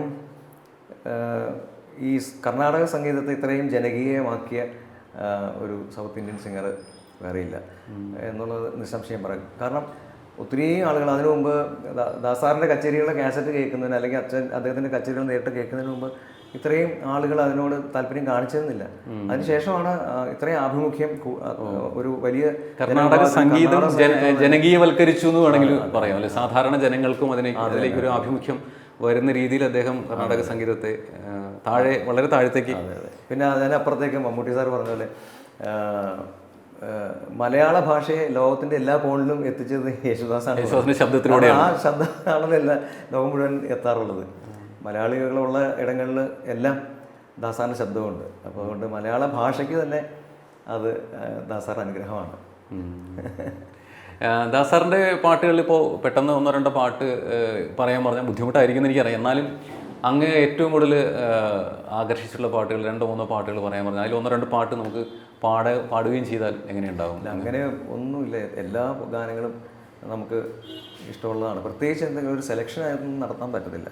പിന്നെ അമ്മ என்றழைக்காத உயிரில்லையே, அம்மாவை வணங்காத உயர்வில்லையே, நேரில் நின்று பேசும் தெய்வம் பெற்ற தாயன்றி வேறொன்று ஏது, அம்மா என்றழைக்காத உயிரில்லையே, അമ്മാവൈ വണങ്ങാതെ ഉയർവില്ലയേ. അങ്ങ് പാടിയ ഫുൾ ആൽബങ്ങൾ അത് വലിയൊരു കാലഘട്ടമായിരുന്നു അല്ലേ. ഇഷ്ടംപോലെ 10 പാട്ടുകളുടെ ആൽബങ്ങൾ ഇറങ്ങുന്ന അത് കഴിഞ്ഞു, ആ കാലം കഴിഞ്ഞു. അങ്ങനെ അങ്ങ് ഓർത്തെടുക്കുമ്പോൾ അങ്ങ് പാടിയ മുഴുവൻ ഒരു ഫുൾ ആൽബത്തിൽ ഏത് ഒരു ആൽബത്തോടാണ് അങ്ങേക്ക് പ്രത്യേകിച്ച് എന്തെങ്കിലും അങ്ങനെ തോന്നിയിട്ടുണ്ട്, പെട്ടെന്ന് ഓർത്തെടുക്കാൻ പറ്റുന്ന ഈ ആൽബം കൊള്ളാം, എല്ലാ പാട്ടുകളും നല്ലതായിരുന്നു, അങ്ങ് പിന്നീട് പാടുകയും ചെയ്യാറുള്ള ഏതെങ്കിലും 1-2 ആൽബങ്ങൾ അങ്ങേക്ക് ഓർത്തെടുക്കാൻ പറ്റുമോ? ആൽബങ്ങൾ ഈ പറഞ്ഞ പോലെ അതൊക്കെ എത്രയോ 10-20 വർഷങ്ങൾക്ക് മുമ്പ് സംഭവിച്ചു പോയ കാര്യങ്ങളാണ്. ഇപ്പോൾ ജയം മാഷ് തന്നെ ചെയ്ത എല്ലാം അയ്യപ്പൻ എന്നുള്ള ആൽബമുണ്ട്. പിന്നെ TS രാധാകൃഷ്ണൻ ചേട്ടൻ ചെയ്ത ഒരു ആൽബം, അത് എക്സ്ക്ലൂസീവായിരുന്നു. പിന്നെ ആലപ്പി രംഗമാഷ് ചെയ്ത ഒരു ആൽബമുണ്ട്. അതിനകത്ത് പമ്പയാറേ പമ്പയാറേ കനിയൂ നാരാരാ തീർത്ഥവുമായി നീ മലയിറങ്ങി വരൂ, ശബരി മലയിറങ്ങി വരൂ. ബ്യൂട്ടിഫുൾ സോങ്സ് ആയിരുന്നു. അത് ആലപ്പി സാർ ചെയ്ത പാട്ടാണ്. ഇവരൊക്കെ എനിക്ക് തോന്നുന്നു ഇവരുടെയൊക്കെ പാട്ടിൻ്റെ ഒരു സംഗീതത്തിൻ്റെ പ്രത്യേകത തന്നെ ആ വരികളിൽ എന്താണ് ഉള്ളത് അത് ആ സംഗീതത്തിൽ കൂടെ അതിൻ്റെ ആ ഒരു പ്രതീതി ജനിപ്പിച്ചെടുക്കുന്ന രീതിയിലുള്ള സംഗീതം. ഇപ്പോൾ ഇറങ്ങി വരൂ എന്ന് പറയുമ്പോഴേക്കും അല്ലേ താഴേക്ക് വരുന്ന രീതിയിലുള്ള സംഗീത സംവിധാനം. അപ്പോൾ ഇതാണ് സ്വാഭാവികമായ ഒഴുക്കുക. ഒരു വരി കാണുമ്പോൾ തന്നെ അവർക്ക്, സാറൊക്കെ ഈ പറഞ്ഞ പോലെ എന്താണ് 8 വിഷയങ്ങളിൽ ഡിപ്ലോമ ഉണ്ടായിരുന്ന ആളാന്ന് പറയുന്നത്, നൃത്തം ഉൾപ്പെടെ. ആലപ്പി രംഗമാഷ് ഭാഷയിൽ അത്രയധികം ജ്ഞാനം ഉണ്ടായിരുന്നു. അദ്ദേഹം ഗാനങ്ങൾ എഴുതുമായിരുന്നല്ലോ. അപ്പോൾ അതുകൊണ്ട് അവർക്കൊക്കെ വരി കണ്ടാൽ അപ്പോൾ സംഗീതം വരും. അതെ അതെ അതെ. ഇത് ഇപ്പോൾ സത്യം പറഞ്ഞാൽ ചേട്ടനെ പോലെയുള്ള കുറച്ച് ഗായകരാണ് ഈ തലമുറയിൽ ഇതുപോലെ ഉള്ളൊരു ഭാഗ്യം സിദ്ധിച്ചിരിക്കുന്നത്. ഇത് ഇപ്പോൾ നമ്മൾ അവിടം തൊട്ട് ദക്ഷിണാമൂർത്തി സ്വാമിയോ അല്ലെങ്കിൽ അങ്ങനെ ഒരു വലിയ സംഗീത സംവിധായകരുടെ വലിയൊരു ശ്രേണിയല്ലേ, അവരുടെ എല്ലാവരുടെയും കൂടെ പ്രവർത്തിക്കാനുള്ള ഒരു വലിയ ഭാഗ്യം അങ്ങനെപ്പോലെയുള്ള വളരെ ചുരുക്കം ഗായകർക്കാണ് അങ്ങനെയുള്ളൊരു ഭാഗ്യം സിദ്ധിച്ചിട്ടുള്ളൂ. അങ്ങനെയുള്ള ആ ഒരു സീരീസിൽ അങ്ങേക്ക് ആ ഒരു ശ്രേണിയിൽ അങ്ങേ ഇപ്പോൾ രാഘവ മാസ്റ്ററൊക്കെ ആയിട്ടുള്ള അനുഭവം വല്ലാത്തൊരു അനുഭവമായിരിക്കുമല്ലോ. അദ്ദേഹത്തിൻ്റെ പാട്ടുകൾ അത് വളരെ നാടൻ വേറിട്ടൊരു ശൈലിയിലുള്ള ഒരു ഫോക്ലോറും എല്ലാം കൂടെ വരുന്ന ഒരു സംഗീതത്തിൻ്റെ നമ്മുടെ എന്താ പറയുക ഒരു മണ്ണിൻ്റെ മണമുള്ള പാട്ടുകൾ, അല്ലെങ്കിൽ അടിവേരുകൾ എന്നൊക്കെ നമ്മൾ പറയില്ല, അങ്ങനെ എവിടെ നമ്മുടെ പാരമ്പര്യം കിടക്കുന്നു അവിടെ നിന്ന് വരുന്ന പാട്ടുകളായിട്ട് തോന്നാം. രാഘവ മാസ്റ്ററുമായിട്ടുള്ള അങ്ങയുടെ അനുഭവങ്ങൾ. രാഘവ മാസ്റ്റർ ഡിഗ്രിക്ക് പഠിക്കുന്ന കാലത്ത് KPSC ഉണ്ടല്ലോ, KPSC അവരൊരു ഗാനമേള ട്രൂപ്പ് തുടങ്ങുന്നൊരു അനൗൺസ്മെൻറ്റ് അറിഞ്ഞിട്ട് എൻ്റെ കൊച്ചച്ഛൻ ഒരു ആപ്ലിക്കേഷൻ അയച്ചു. ഗായകരെ തേടിയിട്ട് അവരിങ്ങനെ ആൾക്കാരെ ഇൻവൈറ്റ് ചെയ്യുന്നുണ്ടായിരുന്നു. അപ്പം അങ്ങനെ അതിന് അങ്ങേക്ക് വേണ്ടിയിട്ട് കൊച്ചച്ഛൻ അദ്ദേഹം എൻ്റെ അങ്ങോട്ട് പ്രത്യേക ഒരു ഫാദറിനെ പോലെ എന്നെ ആദ്യമായിട്ട് സ്റ്റേജിൽ കയറ്റി പാടിക്കുന്നതൊക്കെ അദ്ദേഹം. അങ്ങനെ ഒത്തിരി കാര്യം ഞാൻ ആദ്യത്തെ സിനിമയിൽ പാടുന്നതിനും കാരണം കാരണം അദ്ദേഹത്തിൻ്റെ ക്ലാസ്മേറ്റ് ആയിട്ടുള്ള നിസാർ അദ്ദേഹം സമീപകാലത്ത് വിട്ടുപോയി. അപ്പോൾ അദ്ദേഹത്തിൻ്റെ സിനിമയിലാണ് ഞാൻ പാടുന്നത്. അവർ സഹപാഠികളായിരുന്നു. ആ കെയർ ഓഫിലാണ് ആദ്യത്തെ സിനിമയിൽ പാടുന്നത്, കായംകുളം കണാരൻ. അപ്പോൾ ഈ പറഞ്ഞ പോലെ KPSCയിൽ ഞാൻ ഓഡീഷന് ചെല്ലുമ്പോൾ കുറച്ച് പ്രായമുള്ള ആളുകൾ അവിടെ ഉണ്ട്. അതിലൊരാൾ ഹാർമോണിയം മീട്ടിക്കൊണ്ട് എൻ്റെ അടുത്ത് പാടാൻ പറഞ്ഞു, ശ്രുതി ഇട്ടിട്ട്. വേറൊരാൾ അവിടെ നിന്ന് ബാക്കിയുള്ളവരവിടെ നിന്ന് കേൾക്കുന്നു. അപ്പോൾ എനിക്കൊന്നും അറിയില്ല, ഇവരാരൊക്കെയാണെന്നൊന്നും അറിയില്ല. അന്ന് ഇതുപോലത്തെ മീഡിയ ഒന്നുമില്ലല്ലോ. ഈ എഴുത്ത് മീഡിയ മാത്രമല്ലേ ഉള്ളൂ, പിന്നെ പത്രമാധ്യമങ്ങൾ അല്ലെങ്കിൽ മാഗസിൻസ് ഒക്കെ അല്ലേ ഉള്ളൂ. അത് മാഗസിൻസ് ഒന്നും അന്ന് നമ്മുടെ വീട്ടിൽ അങ്ങനെ വരുത്തുന്നുമില്ല. അപ്പോൾ ഇവരുടെ ഒന്നും ചിത്രം നമ്മളല്ലാതെ കണ്ടിട്ടുമില്ല. ഇതെല്ലാം കഴിഞ്ഞ് എന്നെ സെലക്ട് ചെയ്തു. ആ ഓഡീഷനിൽ എന്നെയാണ് സെലക്ട് ചെയ്തത്. അതിനുശേഷം പുറത്ത് വന്നപ്പോൾ കൊച്ചച്ഛനാണ് പറയുന്നത് ആരൊക്കെയായിരുന്നു എന്ന് അറിയാമോ? അത് രാഘവ മാഷായിരുന്നു പിന്നെ പാട്ട് പാടാൻ പറഞ്ഞതും ഇന്റർവ്യൂ ചെയ്തതും ഒക്കെ. മറ്റേത് വൈൻവി സാറായിരുന്നു. അങ്ങനെ അങ്ങേക്ക് അറിയില്ലായിരുന്നു അത് ഇവരെ പറ്റി അറിയാം, പക്ഷെ ഇവരാണ് നേരിട്ട് കാണുന്ന ആദ്യമായിട്ടായിരുന്നു. അതെ, തോമൽ ബാസി സാർ, ഇവരൊക്കെ പേര് കേട്ടിട്ടുണ്ടെന്നുള്ള അല്ലാതെ അറിയില്ലല്ലോ. അങ്ങനെ ആദ്യമായിട്ട് സാറിനെ കണ്ടത്. പിന്നെ അതിന് ശേഷം ഇവിടെ എറണാകുളത്ത് സാർ റെക്കോർഡിങ്ങിന് വരുമ്പോൾ ഞങ്ങൾ ആ പ്രായത്തിലുള്ള കുറേ ഗായകരെ കോറസ് പാടാൻ കേൾക്കും. അതിനുശേഷം പിന്നെ ഒരു 2000 ആണ്ട് തുടങ്ങിയതിന് ശേഷമാണ് സാറിൻ്റെ ഒരു പാട്ട് പാടുന്നത്. അതൊരു നാടകത്തിന് വേണ്ടിയിട്ടായിരുന്നു. അത് തിലകൻ സാറ് സംവിധാനം ചെയ്ത നാടകം. പക്ഷെ പാട്ട് ഞാൻ ഓർക്കുന്നില്ല. അത് അങ്ങനെ ഒരു സാഹചര്യം ഉണ്ടായി. അങ്ങനെ ഒരു ഓർമ്മ. വേറെ ഇപ്പോൾ നമ്മുടെ ചേട്ടൻ്റെ പാട്ടിലേക്ക് വന്നില്ല. ചേട്ടൻ്റെ പാട്ട് തീർച്ചയായിട്ടും ചേട്ടൻ പാടുമ്പോൾ പ്രത്യേക ഒരു മാധുര്യമുണ്ട് എന്ന് ഞാൻ പറഞ്ഞതല്ല, ചേട്ടൻ്റെ ആസ്വാദകർ പറഞ്ഞു കേട്ടിട്ടുണ്ട്. ചേട്ടൻ്റെ പാട്ട് പാടണമെങ്കിൽ ഗണേഷ് പാടണം, വേറെ ആരും പാടിയില്ല അത്രയും ആകില്ല എന്നുള്ളത് ഞാൻ പറയല്ല, അങ്ങനെ പറഞ്ഞു കേട്ടിട്ടുണ്ട്. അപ്പോൾ ചേട്ടൻ എന്ന ഗായകൻ്റെ പാട്ടുകൾ ചേട്ടൻ ധാരാളം ചേട്ടൻ റീൽസായിട്ടൊക്കെ ധാരാളം പാട്ടുകൾ പാടിയിട്ടുണ്ട്. അപ്പോൾ അങ്ങനെ ചേട്ടൻ ഓർമ്മ ചേട്ടൻ്റെ മനസ്സിലേക്ക് പെട്ടെന്ന് വരുന്ന 1-2 പാട്ടുകൾ ഏതായിരിക്കും ചേട്ടൻ്റെ പാട്ടുകൾ? ജയസാറിനെ സംബന്ധിച്ച് ഈ പറഞ്ഞ പോലെ അദ്ദേഹത്തിൻ്റെയും ഹൃദയത്തിലൊരു ഇടം എനിക്കുണ്ടായിരുന്നു. ഞാൻ ആദ്യമായിട്ട് അദ്ദേഹത്തിന് പരിചയപ്പെടുന്ന ഒരു ഡൽഹിയിൽ ഒരു സീസണിൽ ഒരു പ്രോഗ്രാമിന് 10-20 വർഷം മുമ്പ്. അന്ന് അദ്ദേഹത്തിൻ്റെ കൂടെ സപ്പോർട്ടിങ് സിംഗറായിട്ട് ഞാനും ഉണ്ടായിരുന്നു. അതിനാണ് ആദ്യം. പിന്നീട് അതിന് ശേഷം കുറേ പ്രോഗ്രാംസിൽ പോണ്ടായിട്ടുണ്ട്. ഈ പറഞ്ഞ പോലെ അതൊരു എക്സ്ട്രാ ഓർഡിനറി ഒരു ജന്മമായിട്ടാണ് എനിക്ക് തോന്നിയിട്ടുള്ളത്. അദ്ദേഹം പാടുമ്പോൾ അദ്ദേഹം തൊണ്ട കൊണ്ടല്ല പാടുന്നതെന്ന് തോന്നിയിട്ടില്ല, അത് ഹൃദയം കൊണ്ടാണ് പാട്ടുകളെ സ്വീകരിക്കുന്നത്. അതുപോലെ ഇത്രയും പാട്ടുകളുടെ ഇത്ര വലിയ ഒരു ആരാധകനെ നമ്മൾ കണ്ടിട്ടില്ല. പാട്ടിൽ ഇതുപോലെ പ്രണയിച്ച സ്വന്തം പാട്ടല്ല, മറ്റുള്ളവരുടെ പാട്ടുകളെ അല്ലേ, സ്വന്തം പാട്ടിനെ പറ്റി അദ്ദേഹം പാടുന്നേക്കാൾ കൂടുതൽ മറ്റുള്ളവരുടെ പാട്ടുകൾ പാടുന്ന, അതിനെ ആരാധിക്കുന്ന, അതിൽ ഫീമെയിൽ സുശീലാമ്മയുടെ പാട്ട്. സുശീലാമ്മ എന്ന് പറഞ്ഞാൽ അദ്ദേഹത്തിന് ദൈവതുല്യമാണ്. അത് റാഫി സാഹിബിന്റെ ഇതൊക്കെ ദാസാറിന്റെ ആണെങ്കിലും സുശീലാമ്മയുടെ ആണെങ്കിലും പാട്ടുകൾ അദ്ദേഹം പാടുമ്പോൾ വേറൊരു കളറാണ് അതിന്. അത് കുറച്ചുകൂടെ ഹൈലൈറ്റ് ചെയ്യും. ആ പാട്ട് ഒറിജിനലി നമുക്ക് കേൾക്കുന്നതിനേക്കാൾ കുറച്ചുകൂടെ അതിനെ എൻഹാൻസ് ചെയ്യും. ആ പാട്ട് ആ നിമിഷത്തേക്ക് അദ്ദേഹത്തിന്റെ പാട്ടായി മാറും. അതാണ് അത് ഇതൊക്കെ പുള്ളിക്ക് ബൈഹാർട്ടാണെന്നുള്ളതാണ്. ഒറ്റ പാട്ടിന് ലിറിക്ക് വേണ്ട പോയി അദ്ദേഹത്തിന്. അത് മറ്റൊരു അത്ഭുതമാണ്. ബൈഹാർട്ടായിട്ട് എല്ലാം പാടുകയും ചെയ്യും. അപ്പോൾ അത്രമാത്രം ആ പാട്ട് ഉള്ളിൽ കയറിയിട്ടുണ്ട്, അല്ലെങ്കിൽ പാട്ട് പല ആവർത്തി കേട്ടിട്ടുണ്ട്. ഇപ്പോൾ ഇപ്പോഴും അദ്ദേഹം രാത്രിയെല്ലാം ധാരാളം പാട്ടുകൾ, ഇങ്ങനെ പഴയ പാട്ടുകൾ കേട്ടുകൊണ്ടേയിരിക്കും എന്ന് പറയാറുണ്ടല്ലോ. പല അദ്ദേഹത്തെ വളരെ അടുത്തറിയുന്ന സുഹൃത്തുക്കൾ പറയാറുണ്ടല്ലോ. അതുപോലെ അദ്ദേഹം പാടിയിട്ടുള്ള പാട്ടുകളിൽ ക്ലാസിക്കൽ, സെമി ക്ലാസിക്കൽ സോങ്സ് ഒക്കെ സിനിമയിലൊക്കെ ധാരാളം പാടിയിട്ടുണ്ടല്ലോ. അദ്ദേഹം ആണെങ്കിൽ അധികം സംഗീതം പഠിച്ചിട്ടില്ല എന്ന് ആണ് പറഞ്ഞിട്ടുള്ളത്. പക്ഷേ ഇപ്പം ഞാൻ ആലോചിക്കാറുണ്ട് എന്തുകൊണ്ടാണ് പക്ഷേ ഇത്രയും ക്ലാസിക്കൽ ഫ്ലേവർ അതിന് വളരെ കൃത്യതയോടെ എങ്ങനെ അപ്ലൈ ചെയ്യാൻ പറ്റുന്നത് ഞാൻ അത്ഭുതപ്പെട്ടിട്ടുണ്ട്. അപ്പൊ അതിനൊരു കാരണമുണ്ട്. അദ്ദേഹം കേൾക്കാത്ത കച്ചേരികളില്ല. വലിയ വലിയ ലെജൻസിന്റെ ഒക്കെ കച്ചേരികൾ അദ്ദേഹം ധാരാളം കേട്ടിട്ടുണ്ടെന്നുള്ളതാണ്. അല്ലാതെ അങ്ങനെ വരില്ലല്ലോ. ആ ഒരു കേൾവിജ്ഞാനം കൊണ്ടാണ് അദ്ദേഹം പാടുന്നതല്ല. കൂടാതെ അദ്ദേഹത്തിന്റെ, എനിക്ക് തോന്നുന്നു അദ്ദേഹത്തിന്റെ വീട്ടില് അദ്ദേഹത്തിന്റെ സിബ്ലിങ്സ് അല്ലേ, ചേച്ചിയോ പാട്ട് പഠിച്ചിരുന്നവരാണ് അവിടെ വീട്ടിൽ വന്ന് പഠിക്കാറുണ്ട് അവർ. അപ്പൊ അതിൽ കുറച്ച് ക്ലാസ്സുകളിലൊക്കെ അദ്ദേഹം ഇരുന്നിട്ടുണ്ടെന്ന് അദ്ദേഹം ഓർത്തിരിക്കാറുണ്ട്. അതൊക്കെ വളരെ കുറച്ചേ ഉണ്ടാവുള്ളൂ. പക്ഷെ അതിനപ്പുറത്തേക്ക് അദ്ദേഹം ഒരു മിറക്കുലസ് സിംഗറായിരുന്നു. അതെ, അദ്ദേഹം പറഞ്ഞിട്ടുണ്ടല്ലോ. എനിക്കൊന്ന് വളരെ ക്ലാസിക്കലായിട്ട് MP ശ്രീനിവാസ് സാർ ചെയ്തൊരു പാട്ടിൽ വൈൻവി സാറിന്റെ രാഗം ശ്രീരാഗ പാട്ട് പാടാതിരിക്കാൻ രക്ഷപ്പെട്ടു. ആ പാട്ട് എങ്ങനെ അതിൽ നിന്ന് എങ്ങനെ രക്ഷപ്പെടാന്ന് പറഞ്ഞ പുള്ളി ഒളിച്ചു നടക്കായിരുന്നു അത്ര. എനിക്ക് തോന്നുന്നു ഇത് സ്വാതി തിരുനാൾ അതല്ല, MBS സാറിന്റെ പാട്ടാന്ന് തോന്നുന്നു. വേറെ ഒരു പാട്ടാണ്. അല്ല ഈ പാട്ടിനെ പറ്റി അദ്ദേഹം നമ്മൾ ഈ പാട്ട് പഠിച്ചിട്ടില്ല, പഠിക്കാതെ ക്ലാസിക്കൽ പാടുന്നു എന്ന രാഗം ശ്രീരാഗം തോന്നുന്നു. രാഗം ശ്രീരാഗം അവാർഡ് കിട്ടുകയും ചെയ്തു ആ പാട്ടിന്. അതെ അതെ. അപ്പോൾ ആ പാട്ട് അദ്ദേഹം ഇതുപോലെ പറഞ്ഞത് ഈ ഞാൻ പാട്ട് പഠിച്ചിട്ടില്ല, പഠിക്കാത്തതിൽ എനിക്ക് വിഷമം തോന്നിയിട്ടുണ്ടോ എന്ന്, താങ്കൾക്ക് വിഷമം തോന്നിയിട്ടുണ്ടോ എന്ന് ചോദിക്കുമ്പോൾ അദ്ദേഹം പറയുന്ന ഒരവസരം ഇതാണ്: ആ പാട്ട് പഠിക്കാൻ ഞാൻ കുറേ സമയം എടുത്തു.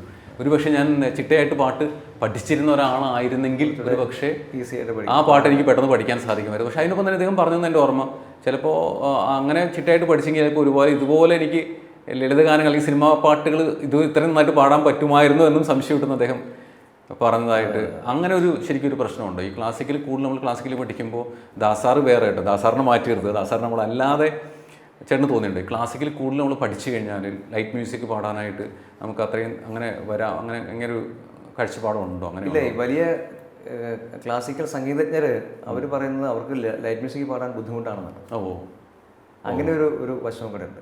അതെന്തുകൊണ്ടായിരിക്കും? കൂടുതൽ പഠിച്ചാൽ ഈ പറഞ്ഞാൽ ക്ലാസിക്കൽ അതിൻ്റെ ശരിയായ രൂപത്തിൽ നമ്മൾ പ്രസൻറ്റ് ചെയ്യുക, സാധനം ചെയ്യുക എന്നൊക്കെ ചെയ്താൽ നമുക്ക് ഈ ലൈറ്റ് മ്യൂസിക്കിൻ്റെ ഒരു ആക്സെൻറ്റിലേക്ക് വരാൻ ബുദ്ധിമുട്ടാണ്. അത് രണ്ടും കൈകാര്യം ചെയ്യുന്ന ആ പാട്ട് യേശുദാസ് സാർ മാത്രമേ ഉള്ളൂ. ഓ, അത് ഒരു പ്രതിഭാസമാണ്. നമുക്കത് കമ്പയർ ചെയ്യാൻ പറ്റാത്തൊരു സംഭവമാണ്. ഇനി നമ്മൾ അടുത്ത പാട്ടിലേക്ക് വരുന്നതിന് മുമ്പ് ഗണേഷേട്ടൻ്റെ സ്ഥാപനം ജെനി മ്യൂസിക് അക്കാഡമി, അങ്ങനെ കുറച്ച് സ്വപ്നങ്ങൾ ഉണ്ടാവും അല്ലേ? ഇപ്പോൾ പ്രത്യേകിച്ച് പാട്ടുകൾ, നമ്മൾ തുടക്കത്തിൽ പറഞ്ഞ പോലെ പാട്ടുകളുടെ പുതിയ പാട്ടുകൾ കുറഞ്ഞു വരികയാണ് അല്ലേ? സിനിമയിൽ പാട്ടുകൾ വളരെ വളരെ കുറഞ്ഞു, പാട്ടില്ല എന്ന് തന്നെ പറയാം. ആൽബങ്ങളായാലും പാട്ടുകൾ, പൊതുവെ പാട്ടുകാർക്ക് പാട്ട് കുറവാണ്. ഇപ്പോൾ അടുത്തിടയ്ക്ക് ആരോ പറഞ്ഞു, നമ്മൾ പലരും ചിന്തിച്ചിട്ടുണ്ടാവില്ല. കാരണം ഏറ്റവും നല്ല എഴുത്തുകാർ, മലയാളത്തിൽ ഇപ്പോഴും പാട്ട് എഴുതിക്കുന്ന ഏറ്റവും നല്ല എഴുത്തുകാർ അല്ലെങ്കിൽ ഏറ്റവും നല്ല സംഗീത സംവിധായകർ, ഏറ്റവും നല്ല എഴുത്തുകാരിൽ ഒരാൾ 5 വർഷമായിട്ട് പാട്ട് എഴുതിയിട്ടില്ല. അപ്പോൾ അങ്ങനെ കാലം മാറി. അപ്പോൾ ഇങ്ങനെ ഒരു അവസരത്തിൽ തീർച്ചയായിട്ടും അങ്ങയുടെ മനസ്സിലൊരു സ്വപ്നം ഉണ്ടാവും. അങ്ങ് തുടങ്ങിയൊരു അക്കാഡമി, ആ ജെനി മ്യൂസിക്, അതിൽ അങ്ങയുടെ കൂടെ സഹകരിച്ചിട്ടുള്ള അധ്യാപകർ കാവാലം ശ്രീകുമാർ സാറ്, കൊടുമാളൂർ ജനാർദ്ദനൻ സാറ്, ജോസ് കുട്ടിച്ചേട്ടൻ, അങ്ങനെ വളരെ പ്രശസ്തരായ അധ്യാപകരാണ് കുട്ടികളെ പഠിപ്പിക്കുന്നത് അല്ലേ? അപ്പോൾ അങ്ങനെയെല്ലാം അങ്ങത് കൊണ്ടു നടക്കുന്നത് എപ്പോഴും ഒരു സ്റ്റാൻഡേർഡ് വേണം. അന്ന് പ്രത്യേകിച്ച് ഒരു ഗായകൻ, ഒരു പാട്ടുകാരൻ ഒരു അക്കാഡമി തുടങ്ങുന്നത് മറ്റുള്ളവർ തുടങ്ങുന്ന പോലെയല്ല. അതിനകത്തൊരു സാധ്യതയുണ്ട്, അതോടൊപ്പം തന്നെ അതിന് വലിയൊരു ഉത്തരവാദിത്വമുണ്ട് ഒരു പാട്ടുകാരൻ അല്ലേ? അങ്ങനെ ഒരു കാര്യമുണ്ട്. അപ്പോൾ അതിനെ അങ്ങ് എങ്ങനെയാണ് കാണുന്നത്? ഒരു അക്കാഡമി തുടങ്ങിക്കഴിഞ്ഞപ്പോൾ അത് വലിയ ചലഞ്ചിലൂടെ 6 വർഷം, അതിനിടയ്ക്ക് കോവിഡെല്ലാം വന്നു, അതിനിടയ്ക്കും അങ്ങ് അത് കൊണ്ടു നടന്നു, ഒരു തരത്തിൽ എത്തിച്ചു. ഇനി വലിയൊരു എന്താ പറയുക, അതിൻ്റെ ഒരു 2ാം ഘട്ടം എന്ന രീതിയിൽ നമ്മളത് അതിനെ പുനരുജ്ജീവിപ്പിച്ചെടുക്കുകയൊക്കെ ചെയ്യണം. അപ്പോൾ അങ്ങയുടെ മുന്നിലുള്ള സ്വപ്നങ്ങൾ എന്താണ് അങ്ങയുടെ അക്കാഡമിയെ കുറിച്ച്? ഇനീഷ്യലി നമ്മുടെ താല്പര്യം എന്ന് വെച്ചാൽ നമുക്ക് കുറച്ച് നല്ല പ്രൊഡക്ട്സിനെ ഈ ഇൻസ്റ്റിറ്റ്യൂട്ടിൽ നിന്ന് പുറത്തേക്ക് കൊണ്ടുവരിക എന്നുള്ള പ്രതിഭകളെ. അപ്പോൾ അതിന് വേണ്ടിയിട്ട് നമ്മൾ ഏറ്റവും നല്ല അധ്യാപകരെ ഇവിടെ അപ്പോയിൻറ്റ് ചെയ്യുക എന്നുള്ളൊരു ഉത്തരവാദിത്തം നമ്മൾ ഏറ്റെടുക്കുന്നത്.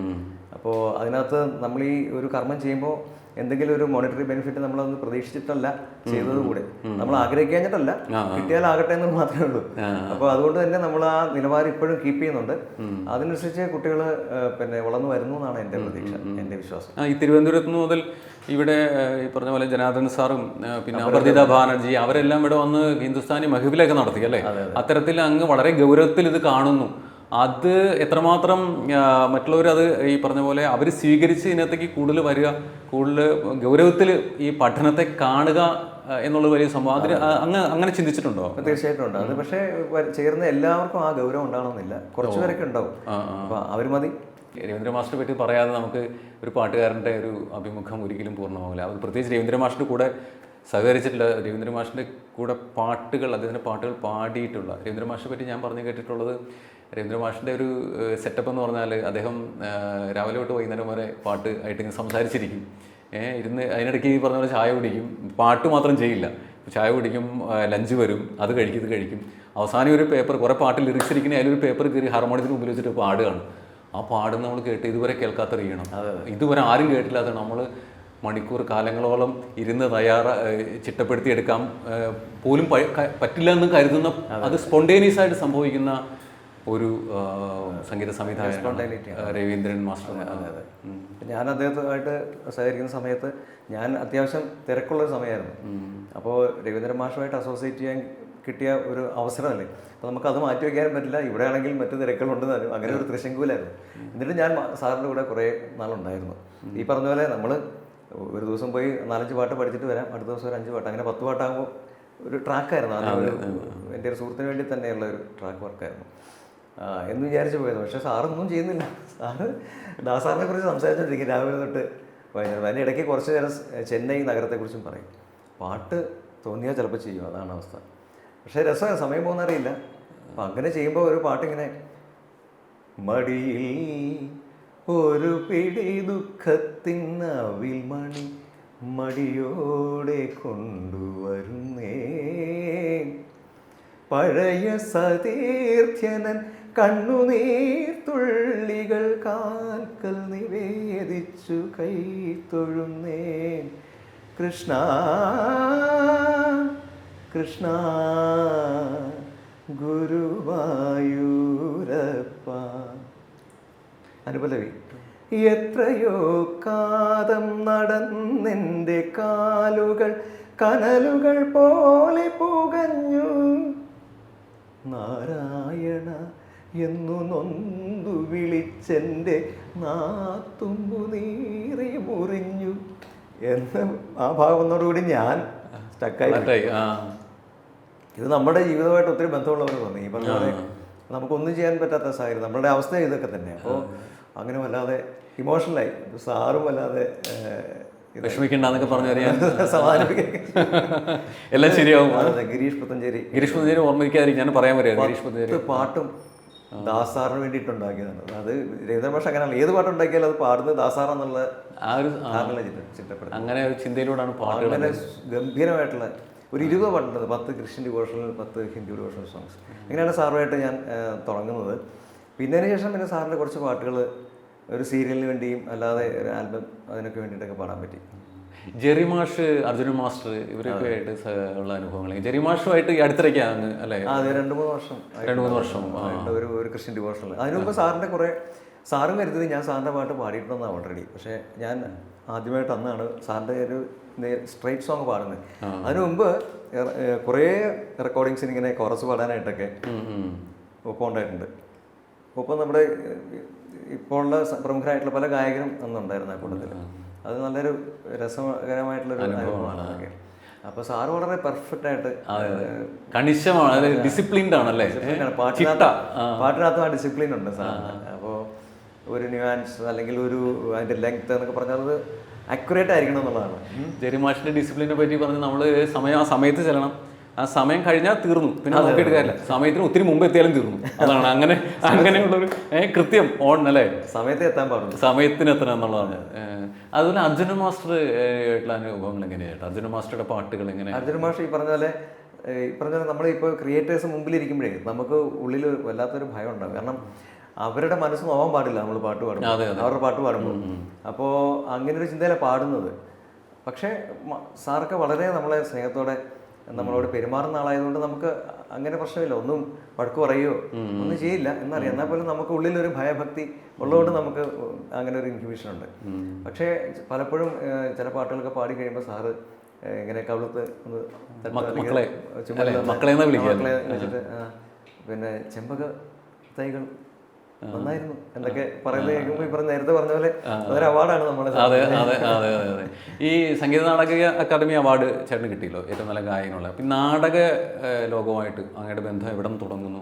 എനിക്ക് തോന്നുന്നു അർജുന മാസ്റ്ററുടെ നാടകത്തിന് വേണ്ടി അർജുന മാസ്റ്റർ ചെയ്ത പാട്ട് അങ്ങ് പാടിയിട്ടില്ല. ഇല്ല, അർജുന മാസ്റ്ററുടെ പാട്ടുകൾ അല്ലാതെ ചില ആൽബംസിന് വേണ്ടിയിട്ട് ഞാൻ നാടകത്തിന് വേണ്ടി പാടിയിട്ടുള്ള 99% പാട്ടുകളും സെബി നായരമ്പലം സെബിചേട്ടൻ്റെ പാട്ടുകളാണ്.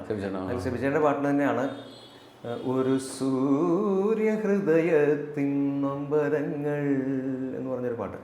അതിനായിരുന്നു സ്റ്റേറ്റ് അവാർഡ് കിട്ടിയത് 2006. സിനിമാ ഗാനങ്ങളിൽ എടുത്തു പറയേണ്ട പാട്ട് ചേട്ടാ, എൻ്റെ ഒരു ഓർമ്മ തുണ്ടി മുതലും ദൃക്സാക്ഷിയിലെ പാട്ട്, ധാരാളം പാട്ടുകളുണ്ട്.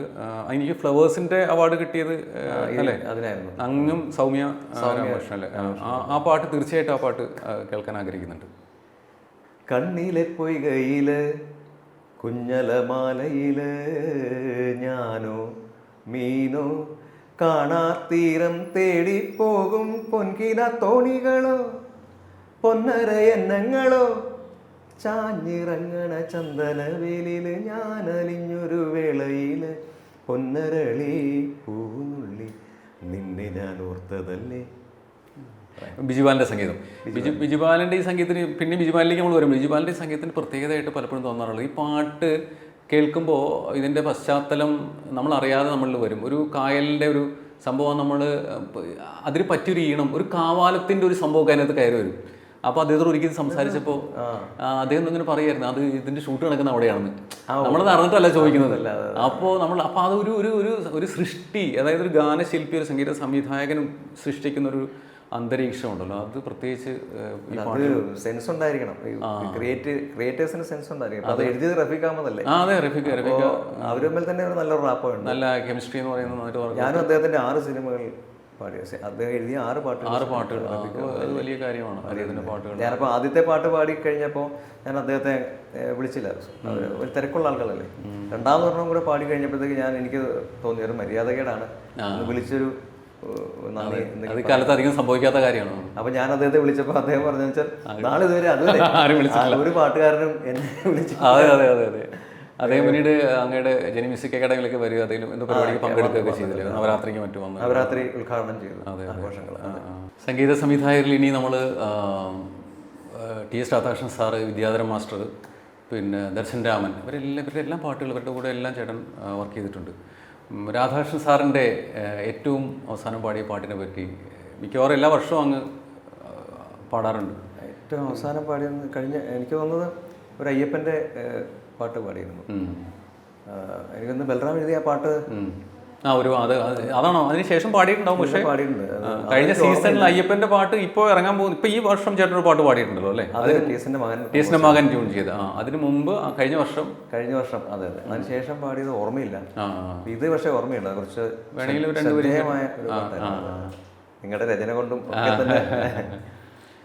ലോകവീരനായ ശ്വാരൂഢനായി ശോകനാശകരൂപനായി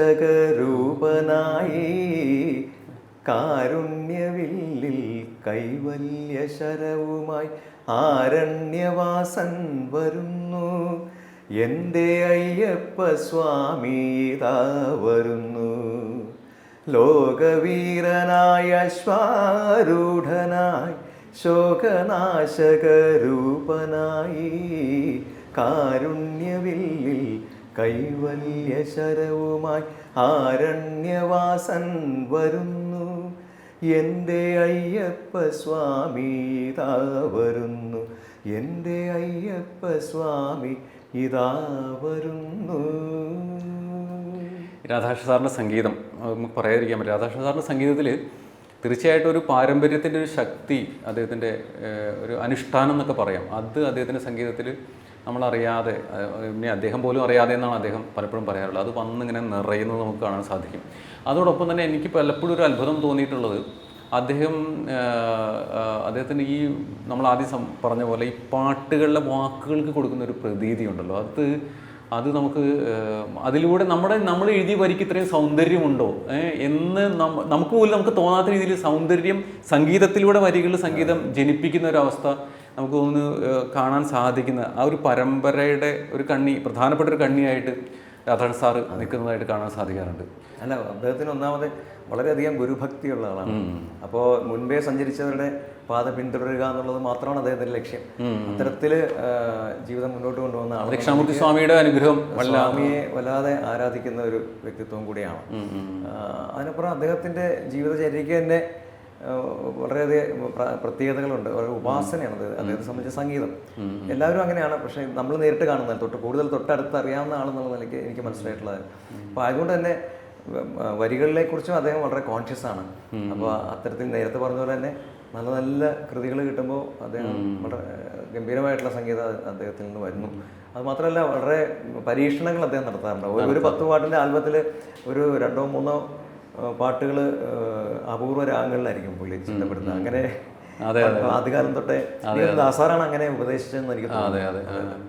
എന്ന് രാഗപ്രവാഹം എന്ന മറ്റൊരു ഗ്രന്ഥമുണ്ടല്ലോ, അതിനകത്ത് നിന്ന് അദ്ദേഹം ഓരോ ആൽബത്തിൽ 2 പാട്ടെങ്കിലും അല്ലേ പുതിയൊരു രാഗം. പക്ഷെ അതിൽ നമ്മൾ ശ്രദ്ധിക്കേണ്ട കാര്യം, ഞാൻ പലപ്പോഴും അത് എൻ്റെ മനസ്സിൽ തോന്നിയിട്ട് ഞാൻ പറഞ്ഞിട്ടുണ്ട്, അദ്ദേഹം ചെയ്യുന്ന പാട്ടുകൾ അപൂർവ രാഗമാണെങ്കിൽ പോലും നമുക്കിത് ഒരു അപൂർവ രാഗമാണല്ലോ എന്ന് നമുക്ക് തോന്നില്ല. ഒരു കല്യാണി, ഒരു മോഹനോ പോലെ നമ്മുടെ ഉള്ളിലേക്ക് അത് കയറുന്ന രീതിയിൽ അതിനെ വളരെ ലളിതവൽക്കരിച്ചുകൊണ്ട് അദ്ദേഹം ചെയ്യാനുള്ള പ്രത്യേക ഒരു സിദ്ധി അദ്ദേഹത്തിൽ കാണാറുണ്ട്.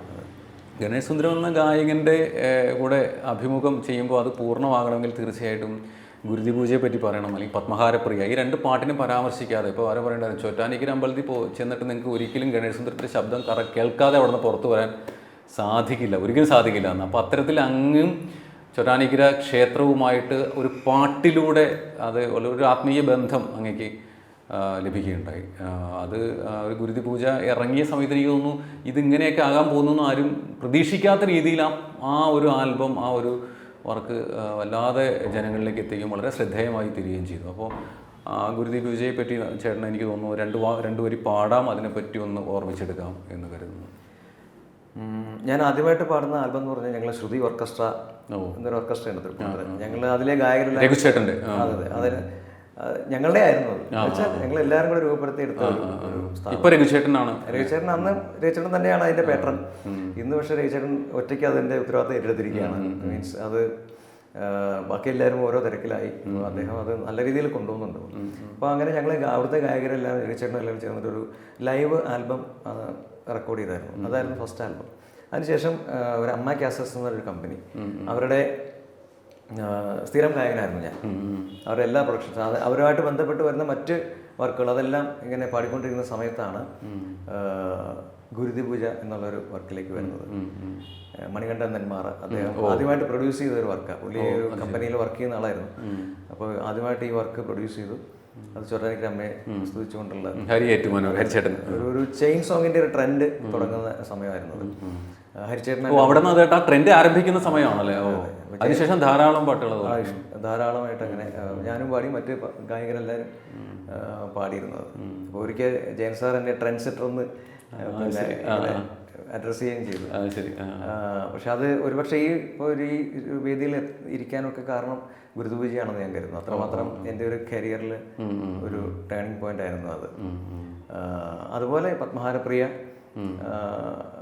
വളരെ പത്മഹാരപ്രിയ തൃപ്പൂണിത്തുറയിൽ ഗണേശ് സുന്ദരം എന്ന ഗായകൻ അല്ലേ, ഒരു സ്വന്തം നാട്ടിൽ തന്നെ ഒരു പാട്ട് അത്തരത്തിൽ അല്ലേ, ആ പാട്ട് മിക്കവാറും ആളുകളുടെ കോളർ ടൂണായി മാറുകയും. പിന്നെ അതുകൂടാതെ ഇതുപോലെ ഒട്ടനവധി ഗാനങ്ങൾ റീൽസായിട്ട് പലപ്പോഴും പലരും എനിക്ക് അയച്ചു തരാറുണ്ട്. ഇതൊന്നും കൂടാതെ മറ്റ് ഇപ്പോൾ പറശ്ശിനിക്കടവിലെ ഉണ്ടാവും, അല്ലെങ്കിൽ രാജരാജേശ്വര ക്ഷേത്രത്തിലെ ഉണ്ടാവും, അങ്ങനെ വടക്കുള്ള പല ക്ഷേത്രങ്ങളിലെ കാടാമ്പുഴ ഉണ്ടാവും, ഗുരുവായൂരുണ്ടാവും. പക്ഷെ അവരാരും ഞാൻ പാടിയ പാട്ടാന്ന് കരുതിയിട്ടല്ല അയക്കുന്നത്. അത് എല്ലാവർക്കും ഇഷ്ടപ്പെട്ട റീൽസ് ആണ്. അത് അവരെനിക്ക് പാടിയിരിക്കുന്ന ഗായകനാണ് അയക്കുന്നതെന്ന് അറിയുന്നില്ല. പത്മഹാരപ്രിയ പറഞ്ഞ പോലെ തന്നെ ഈ പ്രദേശങ്ങളിലൊക്കെ ഗുരുവായൂരാണെങ്കിലും എന്താ പറയണ്ടേ, ഈ പറഞ്ഞ വടക്കുള്ള അമ്പലങ്ങൾ ക്ഷേത്രങ്ങളിലൊക്കെ ആണെങ്കിലും ഇതുപോലെ ഒത്തിരി ഗാനങ്ങൾ ഹിറ്റുകളായി. ഗുരുതി പൂജയുടെ സംഗീത സംവിധായകൻ ആരായിരുന്നു ചേട്ടാ? അത് MGL-ലാണ് അത് ആ രീതിയിൽ രൂപപ്പെടുത്തിയത്. അതിന്റെ ഓർക്കസ്ട്രേഷനൊക്കെ ചെയ്തത് MGL. അതൊരു ആക്ച്വലി ട്രഡീഷണൽ ട്യൂണായിരുന്നു. ഭക്തിഗാനത്തിന്റെ രൂപത്തിൽ നമ്മളെ ഗുരുതി പൂജ എന്നുള്ള ലെവലിൽ അത് ആ ഒരു ആൽബത്തിന് വേണ്ടിയിട്ട് രൂപപ്പെടുത്തിയായിരുന്നു. ഗുരുതി പൂജ രണ്ടുപേരി അങ്ങ് പാടി കേൾക്കാനായിട്ട്. അമ്മേ നാരായണ ദേവി നാരായണ ലക്ഷ്മീ നാരായണ ഭദ്രേ നാരായണ നിത്യസത്യമായ ദേവി നിർമ്മലേ നമസ്തുതേ ചോറ്റാനിക്കരയിൽ വാഴും അംബികേ നമസ്തുതേ അമ്മേ നാരായണ ദേവി നാരായണ ലക്ഷ്മീ നാരായണ ഭദ്രേ നാരായണ. എനിക്ക് തോന്നുന്നു ഇപ്പോൾ ആദ്യം ചേട്ടൻ സൂചിപ്പിച്ച പോലെ ഇതിൻ്റെ ഈണം ഉണ്ടല്ലോ, ഈ ഈണം എനിക്ക് തോന്നുന്നു മലയാളിയുടെ മനസ്സിൽ അല്ലേ കേട്ടുമറന്ന ഒരു ഈണത്തിൻ്റെ സിമ്പിളാണല്ലോ, വളരെ സിമ്പിളാണ്, വളരെ ആലോചിക്കണ്ട, വളരെ സിമ്പിൾ, എല്ലാം ഒരേ ട്യൂണിലാണ്, മൊത്തത്തിൽ ഒരേ രീതിയാണ്. അപ്പം മാത്രമല്ല വരികളാണെങ്കിലും പിന്നെ ഭയങ്കരമായിട്ട് ചിന്തിച്ച് നമ്മളെ മനസ്സിലാക്കേണ്ട കാര്യമില്ല, വളരെ നേരിട്ട് സമ്മതിക്കുന്ന. നമ്മൾ സന്ധ്യയ്ക്ക് വിളക്ക് കത്തിച്ച് നാമം ചെല്ലുന്ന ഒരു നാമം പോലെ അത് ആളുകളിലേക്ക് പെട്ടെന്ന് എത്തിച്ചേർന്നു എന്നുള്ളതായിരിക്കും ഒരു പക്ഷേ അതിൻ്റെ ആ ഒരു വളർച്ച, ആ പാട്ട് അത്തരത്തിൽ വളർന്നത്. പിന്നീട് ഈ പത്മഹാരപ്രിയയുടെ ആ ഒരു പാട്ടുണ്ടല്ലോ ചേട്ടാ, അത് തൃപ്പൂണിത്തുറയിൽ തന്നെ കുറച്ച് കലാകാരന്മാരുടെ ഗാനശില്പികളൊക്കെ തൃപ്പൂണിത്തുറക്കാരാണ്. അവരുടെ ആ വർക്ക്, ആ കാര്യം വളരെ ചുരുക്കി ചേട്ടന് ഒന്ന് ഓർത്തെടുക്കാൻ പറ്റില്ല. ആ പാട്ടുണ്ട്, അത് ഫുൾ ആൽബം ആയിരുന്നു തോന്നുന്നു അല്ലേ, അതിലൊരു പാട്ടല്ലേ, ഒരു ഫുൾ ആൽബത്തിൽ ഒരു പാട്ടല്ലേ അത് മറ്റൊരു ക്ഷേത്രത്തെ കുറിച്ചുള്ള ഒരു ഫുൾ ആൽബമായിരുന്നു. ആദംപള്ളിക്കാവ് ക്ഷേത്രത്തെ കുറിച്ചുള്ള ഒരു ആൽബമായിരുന്നു. അത് നടരാജൻ എന്ന് പറഞ്ഞൊരു സംഗീതപ്രേമി, അദ്ദേഹം ഗായകനും ഒരു കാസറ്റ് ഷോപ്പ്, ഒരു സ്റ്റുഡിയോ ഒക്കെ ഉണ്ടായിരുന്ന ആളാണ്. അപ്പോൾ അദ്ദേഹത്തിൻ്റെ ഒരു വഴിപാടായിട്ട് അദ്ദേഹം ഒരു വർക്ക് പ്രൊഡ്യൂസ് ചെയ്തതാണ്. അതിനകത്ത് ദേശനാഥനായിട്ടുള്ള പൂർണ്ണത്രേശിനെ സ്തുതിച്ചുകൊണ്ട് ഒരു പാട്ട് വേണമെന്നുള്ള ഒരു മര്യാദയുടെ ഭാഗമായിട്ട് അത് ചേർത്തതാണ്. അത് എഴുതിയത് GK നന്ദനം, സംഗീതം നൽകിയത് റിനിൽ ഗൗതം. അതാണ് ആ ആൽബത്തിലെ ഹിറ്റായി മാറിയത്. നമ്മൾ വിചാരിക്കുന്ന സിനിമയിലും ആയാലും പാട്ടിലൊക്കെ ആയാലും അങ്ങനെയല്ല. നമ്മൾ ഒരിക്കലും ഒരു സാധനം ഹിറ്റാവുമെന്ന് വിചാരിക്കുന്ന ഹിറ്റാവാതിരിക്കുകയും നമ്മൾ എല്ലാം ഹിറ്റാണെന്ന് വിചാരിച്ചാണ് ഓരോരുത്തരും ചെയ്യുന്നത്, പാടുന്നതും എഴുതുന്നതും ഒക്കെ. എല്ലാം ഒരു നിയോഗമാണ്. അതെ അതെ അതെ അതെ. പത്മനാഭപ്രിയ എന്തായാലും പല്ലവി ഒന്ന് പാടണ്ടേ? പാടാം. പത്മഹാരപ്രിയ പത്മനാഭ പ്രഭോ പൂർണ്ണത്ര ഈശ്വരാ പാഹി പാഹി. പൂടി തുറന്ന മണ്ണിൽ പൗർണമി പൊലിമയ പൂമുഖം കണി കാണാൻ വന്നു ഞാനും. പൂമുഖം കണി കാണാൻ വന്നു ഞാനും. പത്മഹാരപ്രിയ പത്മനാഭ പ്രഭോ പൂർണ്ണത്ര ഈശ്വരാ പാഹി പാഹി. ഗംഭീരം ചേട്ടാ. പിന്നെ ഇനി നമ്മളിങ്ങോട്ട് വരുമ്പോൾ നമ്മുടെ വർത്തമാന കാലത്തിലേക്ക് നമ്മൾ വരുമ്പോൾ കുറച്ച് കാലമായിട്ട് ഇപ്പോഴല്ല, നമ്മൾ കവർ സോങ്ങിനെ പറ്റി സംസാരിച്ചുകൊണ്ടിരിക്കുന്നുണ്ട്. കവർ സോങ് തീർച്ചയായിട്ടും എന്ത് കാര്യത്തിനുള്ള രണ്ട് അഭിപ്രായങ്ങളുണ്ട്. കവർ സോങ്ങിനെ പറ്റി ചേട്ടൻ്റെ മനസ്സിൽ ചേട്ടൻ എന്താ തോന്നിയിട്ടുള്ളത്? കഴിഞ്ഞ ദിവസം കുറച്ച് നാൾ മുമ്പ് ഒരു ചാനലിൻ്റെ ഒരു പ്രിലിമിനറി ജഡ്ജ്മെൻറ്റിന് പോയിരുന്നു. അപ്പോൾ എല്ലാം യങ്സ്റ്റേഴ്സാണല്ലോ, പുതിയ തലമുറയിലെ പിള്ളേരാണ് പാടുന്നത്. എല്ലാം പാടുന്നതൊക്കെ മിക്കവാറൊക്കെ പഴയ പാട്ടുകളൊക്കെയാണ്. അപ്പോൾ ചില പാട്ടുകളൊക്കെ ഇങ്ങനെ അനൗൺസ് ചെയ്യുമ്പോൾ നമ്മൾ ഭയങ്കര ആഹ്ലാദം നമുക്ക് തോന്നും, ആ പാട്ട് കേൾക്കാമല്ലോ എന്നുള്ള ഒരു മൂഡിലിരിക്കുമ്പോൾ ഇവർ പക്ഷേ നമ്മുടെ പാട്ട് കേൾക്കാന്ന് പറയുമ്പോൾ പല്ലവി തൊട്ടാണ് നമ്മൾ കേൾക്കുന്നത്. പക്ഷെ നമ്മൾ കേട്ട് തുടങ്ങുന്നത് ഇവർ പാടുന്നത് അനുപല്ലവി തൊട്ടാണ്. അനുപല്ലി ടു ചരണം അങ്ങനെ മാറി. അപ്പോൾ അത് കേൾക്കുമ്പോൾ ഒറിജിനൽ സോങ്ങായിട്ട് ഒത്തിരി വ്യത്യാസമുണ്ട്. അപ്പോൾ നമ്മൾ അന്വേഷിച്ചപ്പോൾ എന്താ വെച്ചാൽ ഇവരെല്ലാം കേൾക്കുന്നത് കവേഴ്സാണ്. അപ്പോൾ അതൊരു ട്രെൻഡായി മാറിയിരിക്കുകയാണ്. കവർ സോങ്സ് ആണ് ഇപ്പം ന്യൂജൻ ലിസണേഴ്സ് കേൾക്കുന്നത്. അപ്പോൾ അവരത് ധാരാളം കേൾക്കുന്നുണ്ട്. അവർക്ക് ഒറിജിനൽ എന്താണെന്ന് അറിയില്ല, സത്യത്തിൽ കേട്ടിട്ടില്ല. കേട്ട് പഠിച്ചിരിക്കുന്നത് കവർ സോങ് കേട്ടാണ് അതാണ് അവരുടെ ഉള്ളിൽ കയറിയിരിക്കുന്നത്. അതെ അതെ. അപ്പോൾ കവറ് പിന്നെ അതിനകത്ത് ചിലർ മാറ്റങ്ങളൊക്കെ വരുത്താറുണ്ട്. ഒറിജിനലിൽ നിന്ന് ഒത്തിരി മാറ്റങ്ങൾ, ക്രിയേറ്റീവായിട്ട് മാറ്റങ്ങൾ വരുത്തുന്നതൊക്കെ കാണാറുണ്ട്. അത് പലപ്പോഴും നമുക്ക് വിയോജിപ്പും ഉണ്ടാകാറുണ്ട്. കാരണം ഈ ഒറിജിനൽ എന്ന് പറയുന്നത് അതിൻ്റെ ഒരു ആത്മാവുണ്ടല്ലോ. ഉറപ്പായിട്ടും അത് ക്രിയേറ്റേഴ്സ് അത് ബോധപൂർവ്വം ഉണ്ടാക്കി വെച്ചിരിക്കുന്ന ഒരു സിറ്റുവേഷന് വേണ്ടിയിട്ട് ലിറിക്ക് അതിനു വേണ്ടി എഴുതുന്നു, എന്നിട്ട് അതിന് വേണ്ടിയിട്ട് സംഗീതം നൽകുന്നു. അത് ആ വേണ്ട രീതിയിൽ മാത്രം ഗായകർ പാടുന്നു. ഈ പാടിയവർക്കൊക്കെ അതിന്റെ അപ്പുറത്തേക്കുള്ള സംഗീതങ്ങൾ ഇടാൻ പറ്റായിക കൊണ്ടോ സംഗീതം നൽകിയ ദേവരാം മാഷ്ക്ക് അല്ലെങ്കിൽ ദശാമസ്വാമിക്കൊക്കെ അതിനേക്കാൾ കുരഷ്ട പിടിച്ച സംഗീതത്തിൽ പാടാൻ പറ്റാത്തല്ലോ അവരങ്ങനെ ചെയ്തത്. അത് വേണ്ടത് മതി. അപ്പോൾ അത് പലപ്പോഴും ആ ഒരു നിയമം തെറ്റിക്കാറുണ്ട്. ചെറിയ ചെറിയ ന്യൂവാൻസസ് ഒക്കെ ഇട്ട് നമുക്ക് അതിനെ എൻഹാൻസ് ചെയ്യുന്നതിനകത്ത് യാതൊരു തെറ്റില്ല. അത് ജയൻ സാറ് പാടുന്ന പോലെ അദ്ദേഹം പലപ്പോഴും ശ്രദ്ധിച്ചിട്ടില്ലേ, അദ്ദേഹത്തിന്റെ ആയിട്ടുള്ള ചെറിയ ചെറിയ ഇത് ആഡ് ചെയ്യാറുണ്ട്. പക്ഷെ അത് നല്ല സുഖമാണ്. അതിനപ്പുറത്തേക്ക് ഒരു സംഗതി ഇട്ടെന്ന് അതിനെ കൊഴിപ്പിക്കേണ്ട കാര്യം ഒരിക്കലും ജയൻ സാറൊക്കെ പാടുമ്പോൾ ഒരിക്കലും അതിന്റെ ഒറിജിനൽ സോങ്ങിന് ഒരു ഡാമേജും വരുന്നില്ല എന്നുള്ള അതിന് സൗന്ദര്യം കൂടുകയാണ് ചെയ്യുന്നത്. മറ്റൊരു ഇപ്പോൾ ചേട്ടൻ പറഞ്ഞ സംഭവത്തിൽ ഈ പാട്ടുകൾ, ഈ കവർ സോങ് ഉണ്ടാകുന്നത് എപ്പോഴും ഒരു പാട്ട് ഹിറ്റായ പാട്ടിനാണ്. ആ പാട്ട് ഹിറ്റായത് എന്തുകൊണ്ടാണ് എന്നുള്ളൊരു സംഭവമുണ്ട്. അത് അത്തരത്തിലെ ഒരു സൃഷ്ടി, മഹത്തായ ഒരു സൃഷ്ടി നടന്നിരിക്കുന്നു.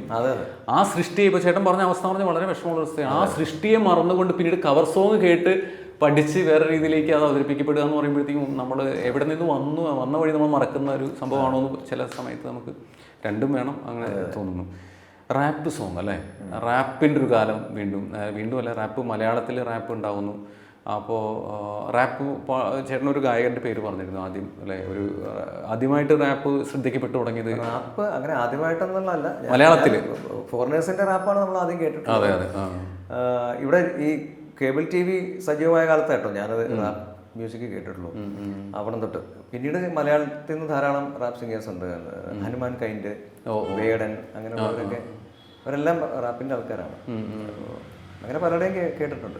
അത് വേറൊരു, അത് നമ്മൾ ഈ റാപ്പ് എന്ന് പറയുമ്പോൾ അതിൽ ഒരു അവതരിപ്പിക്കുന്ന ആൾക്ക് എല്ലാ കഴിവും വേണം എന്നൊരു സംഭവം ഉണ്ടോ ഇതിനകത്ത്? അങ്ങനെയാണോ ശരിക്കും റാപ്പ് എന്ന് പറയുമ്പോൾ? അത് വ്യക്തമായ ധാരണയില്ല. ഇത് ഒരുപക്ഷെ ഇവരൊക്കെ വേടനൊക്കെ സ്വന്തം കൃതികളാണല്ലോ, പുള്ളിയുടെ രചനകളാണ് അതിൽ. പിന്നെ സാധാരണ ഒരു പാട്ടുകാരന് അപ്പുറത്തുള്ളൊരു കഴിവുള്ളവരായിരിക്കുമോ അധികം? അങ്ങനെ ഒരു സംഭവം ഉണ്ടോ റാപ്പ് അവതരിപ്പിക്കണമെങ്കിൽ? നായകർ ഈ പറഞ്ഞ പോലെ അങ്ങനെ പൊതുവിൽ ഇപ്പം ഞങ്ങളുടെയൊക്കെ അധികം പിന്നെ രചനാ വൈഭവമുള്ള ആരുമില്ല എന്ന് തന്നെ പറയാം. പക്ഷേ ഇത് അദ്ദേഹം എഴുത്തിൽ കൂടെ പ്രാവീണ്യമുള്ളതുകൊണ്ട് നമുക്ക് അദ്ദേഹത്തെ ആദരിക്കുക എന്നുള്ളതാണ്. ഈ പറഞ്ഞ പോലെ റാപ്പ് എന്ന് പറയുന്നത് ഒരു എന്താ പറയുക, ഒരു പക്ഷേ ഒരു പ്രതിഷേധ സൂചകമായിട്ടോ അല്ലെങ്കിൽ ഒരു സോഷ്യൽ ഇഷ്യൂസിനെ പ്രസന്റ് ചെയ്യാനുള്ള ഒരു സമരായുധമായിട്ടോ ഒക്കെ വിദേശങ്ങളിൽ ഉപയോഗിച്ചിരുന്നതായിട്ടാണ് എൻ്റെ ചെറിയ. പാട്ടിന് വേറൊരു എന്താ പറയുക, ഒരു ഉപകരണമല്ലോ അല്ലേ, ഒരു പ്രതിഷേധത്തിന്റെ സ്വരം. അവകാശങ്ങൾക്ക് വേണ്ടിയോ ഒക്കെ ആയിട്ട് ഒരു സമര മുറയായിട്ട് ഉപയോഗിച്ചിരുന്ന സംഭവം പോലെയാണ് ഞാൻ അറിഞ്ഞിട്ടുള്ളത്. ഒത്തിരി സന്തോഷം ഗണേശേട്ടാ. നമുക്ക് എനിക്ക് തോന്നുന്നു ഗണേശേട്ടൻ ജയേട്ടൻ്റെ പാട്ട് എത്ര പാടി കേട്ടാലും നമുക്ക് തൃപ്തിയാവില്ല. എനിക്ക് തോന്നുന്നു മലയാള ഭാഷതൻ ഗണേശേട്ടൻ പാടുന്നത് കേട്ടിട്ടുണ്ട്. മലയാള ഭാഷതൻ എന്ന വളരെ ഹിറ്റായ ജയേട്ടൻ്റെ പാട്ട് പാടി അങ്ങനെ നമുക്ക് ഈ പരിപാടിക്ക് ഒരു മംഗളം പാടുന്ന പോലെ ആ പാട്ടിൻ്റെ 2 വരി പാടി നമുക്കൊരു. മലയാള ഭാഷ തൻ മാദക ഭംഗി നിൻ മലർമന്ദഹാസമായി വിരിയുന്നു, കിളികൊഞ്ചും നാടിൻ്റെ ഗ്രാമീണ ശൈലി നിൻ പുളിയില കരമുണ്ടിൽ തെളിയുന്നു. മലയാള ഭാഷ തൻ മാദക ഭംഗി നിൻ മലർമന്ദഹാസമായി വിരിയുന്നു, കിളികൊഞ്ചും നാടിൻ്റെ ഗ്രാമീണ ശൈലി നിൻ പുളിയില കരമുണ്ടിൽ തെളിയുന്നു. അനുപല്ലവിയിൽ 2 വരി ആ ഒരു പ്ലാൻ ഉണ്ടല്ലോ, അത് എങ്ങനെ ഉണ്ടാവും? കളമൊഴി നീ പൊട്ടിച്ചിരിക്കുന്ന നേരത്ത് കൈകൊട്ടി കളിത്താളം മുഴങ്ങുന്നു, പരിഭവം പറഞ്ഞു നീ പിണങ്ങുമ്പോൾ കുരുവിതൻ പളുങ്കണിയൊച്ച ഞാൻ കേൾക്കുന്നു.